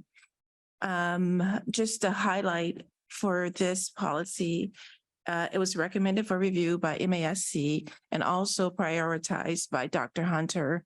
And this policy has clarifying updates added to intentionally include references to regulatory requirements specific to procedures to engage, re-engage students considered for suspension and learning, and required documentation of those efforts prior to suspension. And it also includes required notification to parents related to the process on rights of parents, students, and guidance references on special education student discipline and continuing education. Our recommendation was to adopt the MASC version in full and move to the first read, which is what we're doing now. Our second policy was the BEDH, which is public comment. Our district version was last dated 2015. MASC version is 2023. This is recommended for review by MASC. The highlight for this is paragraph 4 was removed. And that talked about the chair's authority to terminate speech that contained obscenities. Our recommendation was to adopt the MASC version with the following change, which was to keep our public comment period of 20 minutes and not adopt the MASC 15-minute recommendation. There was also some discussion about revisiting this to discuss the residency part of it. And I think we had an IOU for guidance from MSC for that. Yes, and I think that Dorothy did get back to us. Let me, I'm just going to her email. The MASC version, basically they remove the residency requirement, so it allows for staff members to speak. I think that in our history here, we've always allowed staff members to, As far as I know. well, Before the. well, since Lori's been here, Yes. staff members have always been allowed to speak at a meeting, so I don't know. I mean, I think we should talk about if we feel strongly if we want a residency requirement or not. So does anyone have an opinion on that? I do. Yep, go ahead. No, I don't think there should be a residency requirement. Okay. Just for that reason, that Yep. when staff or whoever want to speak, it's fine now, but the whole point of having policies is because in the future, it might not be the same group of people. Mhm. So. Yep, true. Cynthia, yeah? I second that. You second that? Okay, anyone else? Okay, so given that, let me just look at Alexa for a second. Anybody know, I'm looking at you actually for this, what the town policy is on residency requirements? Like if you go to a town meeting, I know at the actual town meeting, you have to be a resident or a voter, Well, registered no, voter. even at town meeting, you don't, but what you have to do is you have to first register as a visitor, and then second, if you want to speak, you need the moderator's permission. Permission. Okay, I think in this, in terms of select board and other meetings, I don't think they insist on it, but they do want an address. They do want an address, and they're not quite as strict about the number of minutes as we are necessarily. But we don't have to follow their protocol there or theirs. yeah. I think defaulting to MASC is the wise way to go, because I think it keeps us out of potential legal controversy with free speech access and so on. The only concern vis-a-vis employees is, yeah, we want to hear from anybody and everybody, and there's a chain of command and a set of channels for various communications for employees. So they come to us at their peril if they're bumping all the protocols. But they typically don't do that, so that's fine. And I say that out of concern for them, not really concerned about us. Right. And the other point that Dorothy made that she said, in real time, it is difficult to confirm residency anyway, which is why, it's like, I don't know, you can't really do it on the fly. So that was where she left her recommendation. So we would adopt the MASC policy With 20 the minutes. change to with the 20 minutes. keeping with our policy. Thank you. Thank you. Okay. Thank you. The other policy we reviewed was JII, which is student complaints and grievances. We did not have a version here. Wait a minute, let me see. There's no date on our version, I'm sorry. And the MSC version is dated 2021. This policy has updates and adds a cross-reference to JIB, which is student involvement and decision-making, and JIC, which is student discipline. And it removes the legal references to Mass General Law 76.17. Our recommendation was to adopt the MASC version and bring to the committee for a first read. All right. The next policy was JK, which is student conduct. We did not have a date on our version. The MSC date is 2021. This removes and adds legal references. Our recommendation was to adopt and mark as reviewed with the new MASC date. The next policy was JKA, which is corporal punishment. We did not have a version of this, and MASC does not exist. So it was recommended as removed from MASC reference material. The next policy was JKAA, which is physical restraint of students. Our policy was dated 2015 and the MASC version is 2021. The highlight of this, it was recommended for review by MASC and it updates language to incorporate the restraint of corporal punishment. I think it's in paragraph 4 of that. Our recommendation was to adopt the MASC version in full. And that's it. Okay. And just to be fussy and precise, there's an MASC date. However, should we adopt these at a subsequent meeting, it becomes the date of adoption by this committee that shows up in our policy. Okay. Yep. So they will all go to whatever date we vote on it. Okay. It will, I'm going to make up a date of like November 21st because we don't have a meeting then. I'm just reminding everybody of that. November 21st, 2023, that would be the date that goes on there. Very useful for us when we're Yep. reviewing in Reviewing. future years, and the citizen can dive into the history of said policy. So this takes care of the first read of these policies. So at our next meeting, these 6 policies will go on the agenda for a second read and vote. Okay. The only other thing we talked about, I did get clarification with Dorothy. We can consider in our 5 o'clock meeting, if we come to a resolution as a committee, we can consider that to be a first read. And then what she suggested is then when we go to our 6 o'clock meeting, Sharon would just review that these are the policies that are going to a first read. So that was her suggestion to us. She said there's no need to really have 3 reads of a policy because essentially that's kind of what we're doing here. Like we made those decisions in our first meeting the last time. So these particular policies are actually going to have 3 reads on them. So that was her recommendation. And are there any concerns about doing it that way? Yeah, I'm a little concerned. I think I want to err on the side of giving people access to policy promulgation.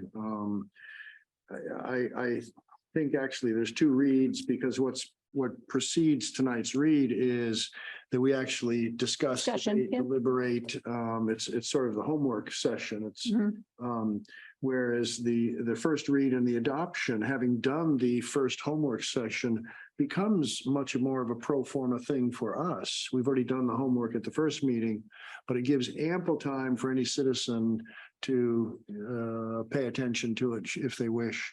I think it actually, in the long run, protects our policies by giving it that exposure that we've historically given the process. Anyone else have any thoughts on that? And I'll actually read you verbatim if that helps anyone. So Yep. I would ask that we would definitely add a Zoom capability to our policy meetings then. It is an open meeting. No, but why would we not? We have the capability. No, we do. So I don't understand. We've just never had we've never had that Zoom No, option but if except for you're, that hybrid year. I would not support moving the first read unless, like so if we don't have Zoom, so I would stay with the first read like we're doing now. Well, Dorothy's other point to us, she's like, but you're in open session anyway, so anyone could come. That was just her commentary. I'm just gonna give it back. I have great respect for Dorothy, Yes. but I disagree with her on this one, so. Okay, Carrie. We were talking about this last year about whether or not to make them Zoom accessible. And in the conversation with Dorothy, we had extensive conversations about this. And it was part of the reason why we don't do it on Zoom is because of the side-by-side nature of the comparison of the documents. I think if people just want to listen in on the conversation, if we're not making it, it's tricky to do the screen share of one to a screen share to another. It just creates a whole technical. No, I get But if that. people want to just listen in on the conversation, I think it takes away the technical component of it. We already share the links to the documents if people want to follow along on their own. I can't imagine there's going to be a rush to participate in our policy meetings, but it creates the opening if. So I'll just read you what she said. We recommend that unless there's a compelling reason to make an exception that the vote of the committee at a regular school committee meeting, not a committee of the whole, does not take place the first time the policy is on the agenda, but at a subsequent meeting. This gives time for members of the public on the policy to comment on the policy before the vote, should they wish to do so. In other words, don't consider it at the meeting at 5 to 6, then vote at the same meeting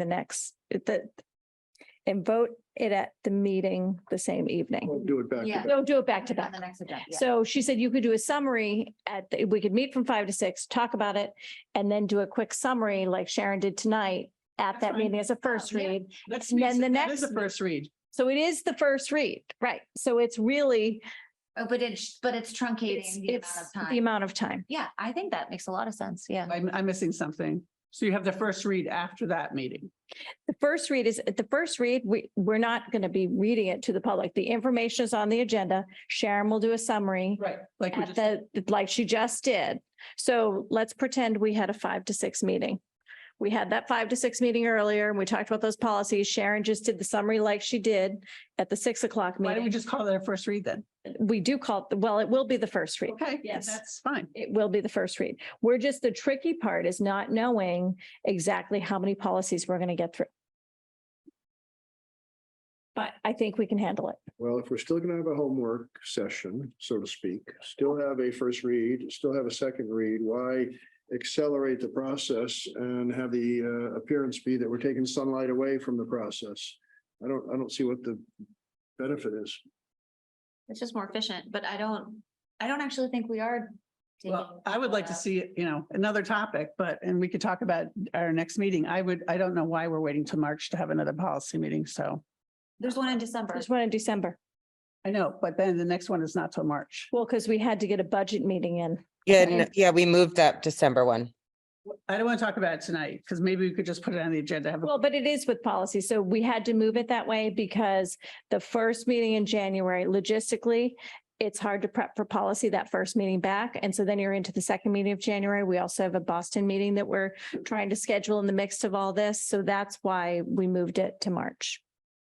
So there's one in December and one in March. I have to go look at the meeting schedule. I Okay. haven't had a chance this week. Okay. All right. So we'll just add schedule to our next agenda. That'd be great. Thank Okay, you. great. No problem. All right, so our first read is done, and I think we know what we're doing for our next meeting. So on to the MASC resolutions, and they are attached to the agenda. Carrie is our delegate for the region. Thank you very much. We do not have a delegate for CPS, which I think it's okay. And this is my quick way of saying, Carrie, I trust you to make the decision as our delegate to go over the MASC resolutions. Does anyone have anything that they would like to impart on Carrie before she represents us? Thank you. Well, I think you spoke to what this committee has done in the past, which is to perhaps share ideas and opinions, but no dictate to our rep. Exactly as you said it. Yep, and we've had the resolutions on our agenda a couple times now, so we've all read them. And if anybody has any questions or comments or concerns, you can email our delegate. Thank you so much for doing that. Okay, on to action items. So I'm going to turn to Bob for this one, a vote to approve the regional end of year transfers. So I presented the transfers last week. Yep. And so I'm happy. They to haven't answer any changed, right? questions. Yep. No, they haven't. No, they're still the same. So we already discussed this last week and now we just have a vote on it. So I would entertain a motion to approve this Concord Carlisle Regional School District end of year transfers. So moved. Second, any discussion? Yeah, just on the 2,000 level during the last quarter, the $500,000 swing. Can you remind us what happened there? This is CCRSD, correct? That's Yes. what we're doing now. Yeah, Yeah. I'm sorry. Which specific? 2,000. Oh, 2,000, I'm sorry. Yeah, I wasn't no following. problem. So the big driver there was that we had a bid for the CCHS access road. It exceeded our funding by $400,000 and change.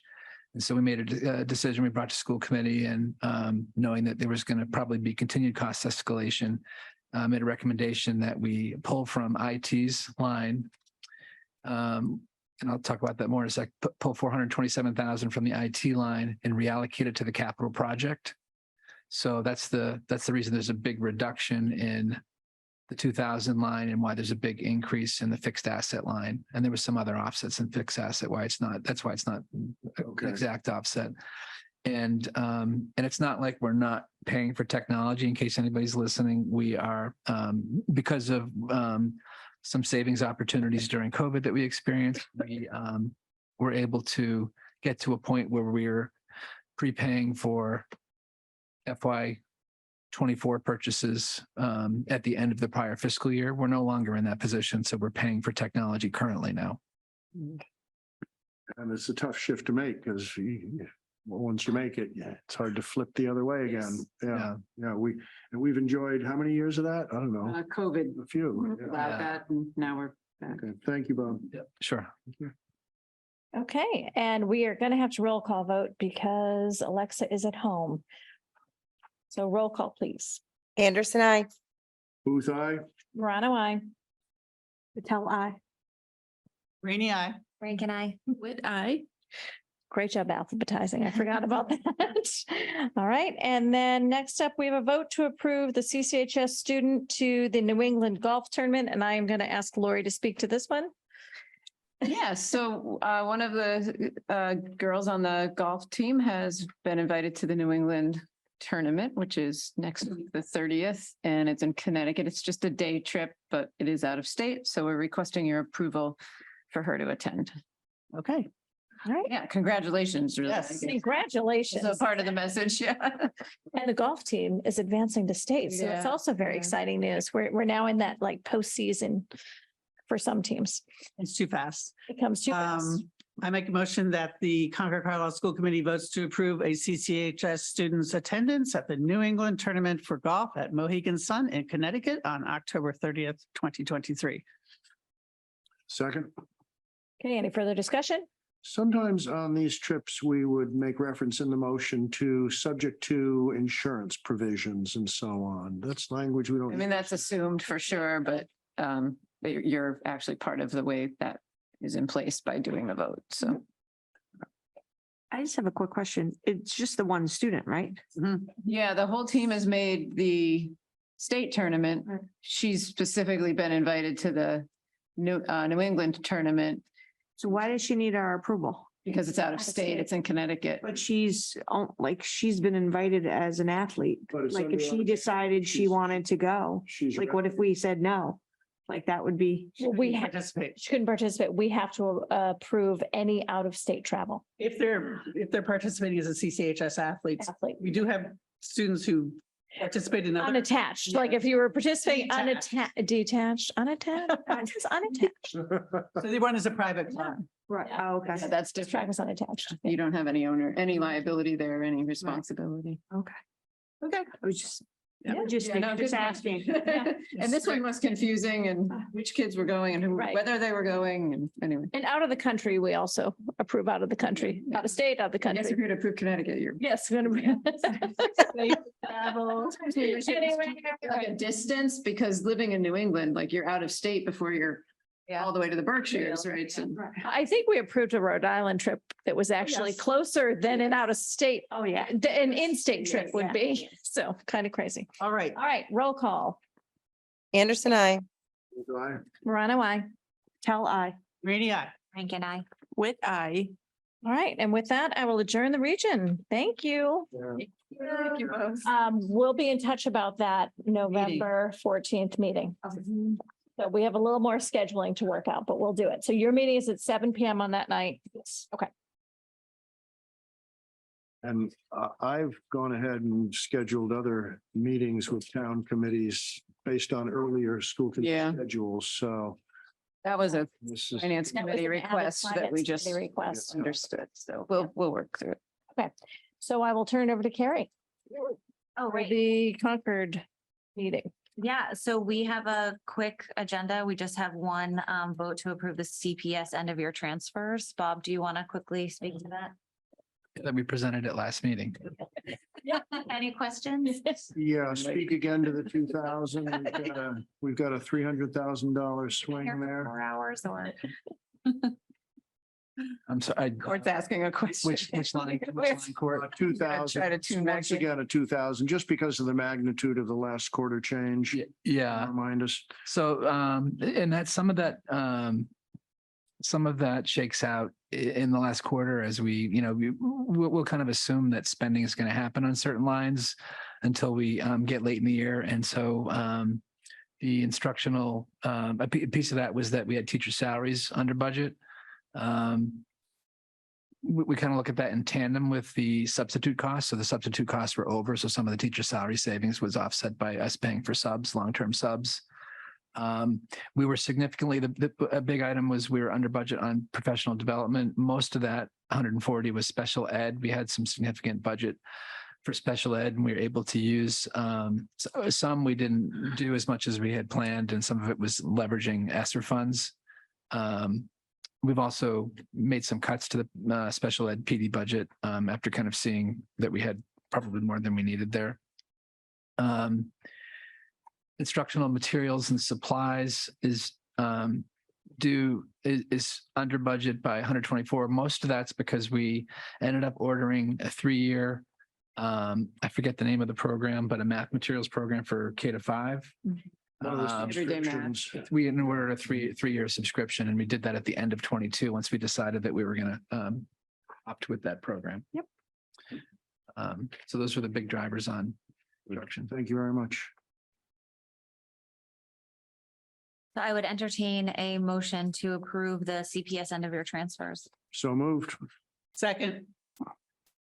Is Alexa still on? Yes. So we'll do roll call vote. Anderson, I. Booth, aye. Morano, I. Rainy eye. Rank and I. Thank you, Bob. Thank you. I will adjourn the Concord School Committee.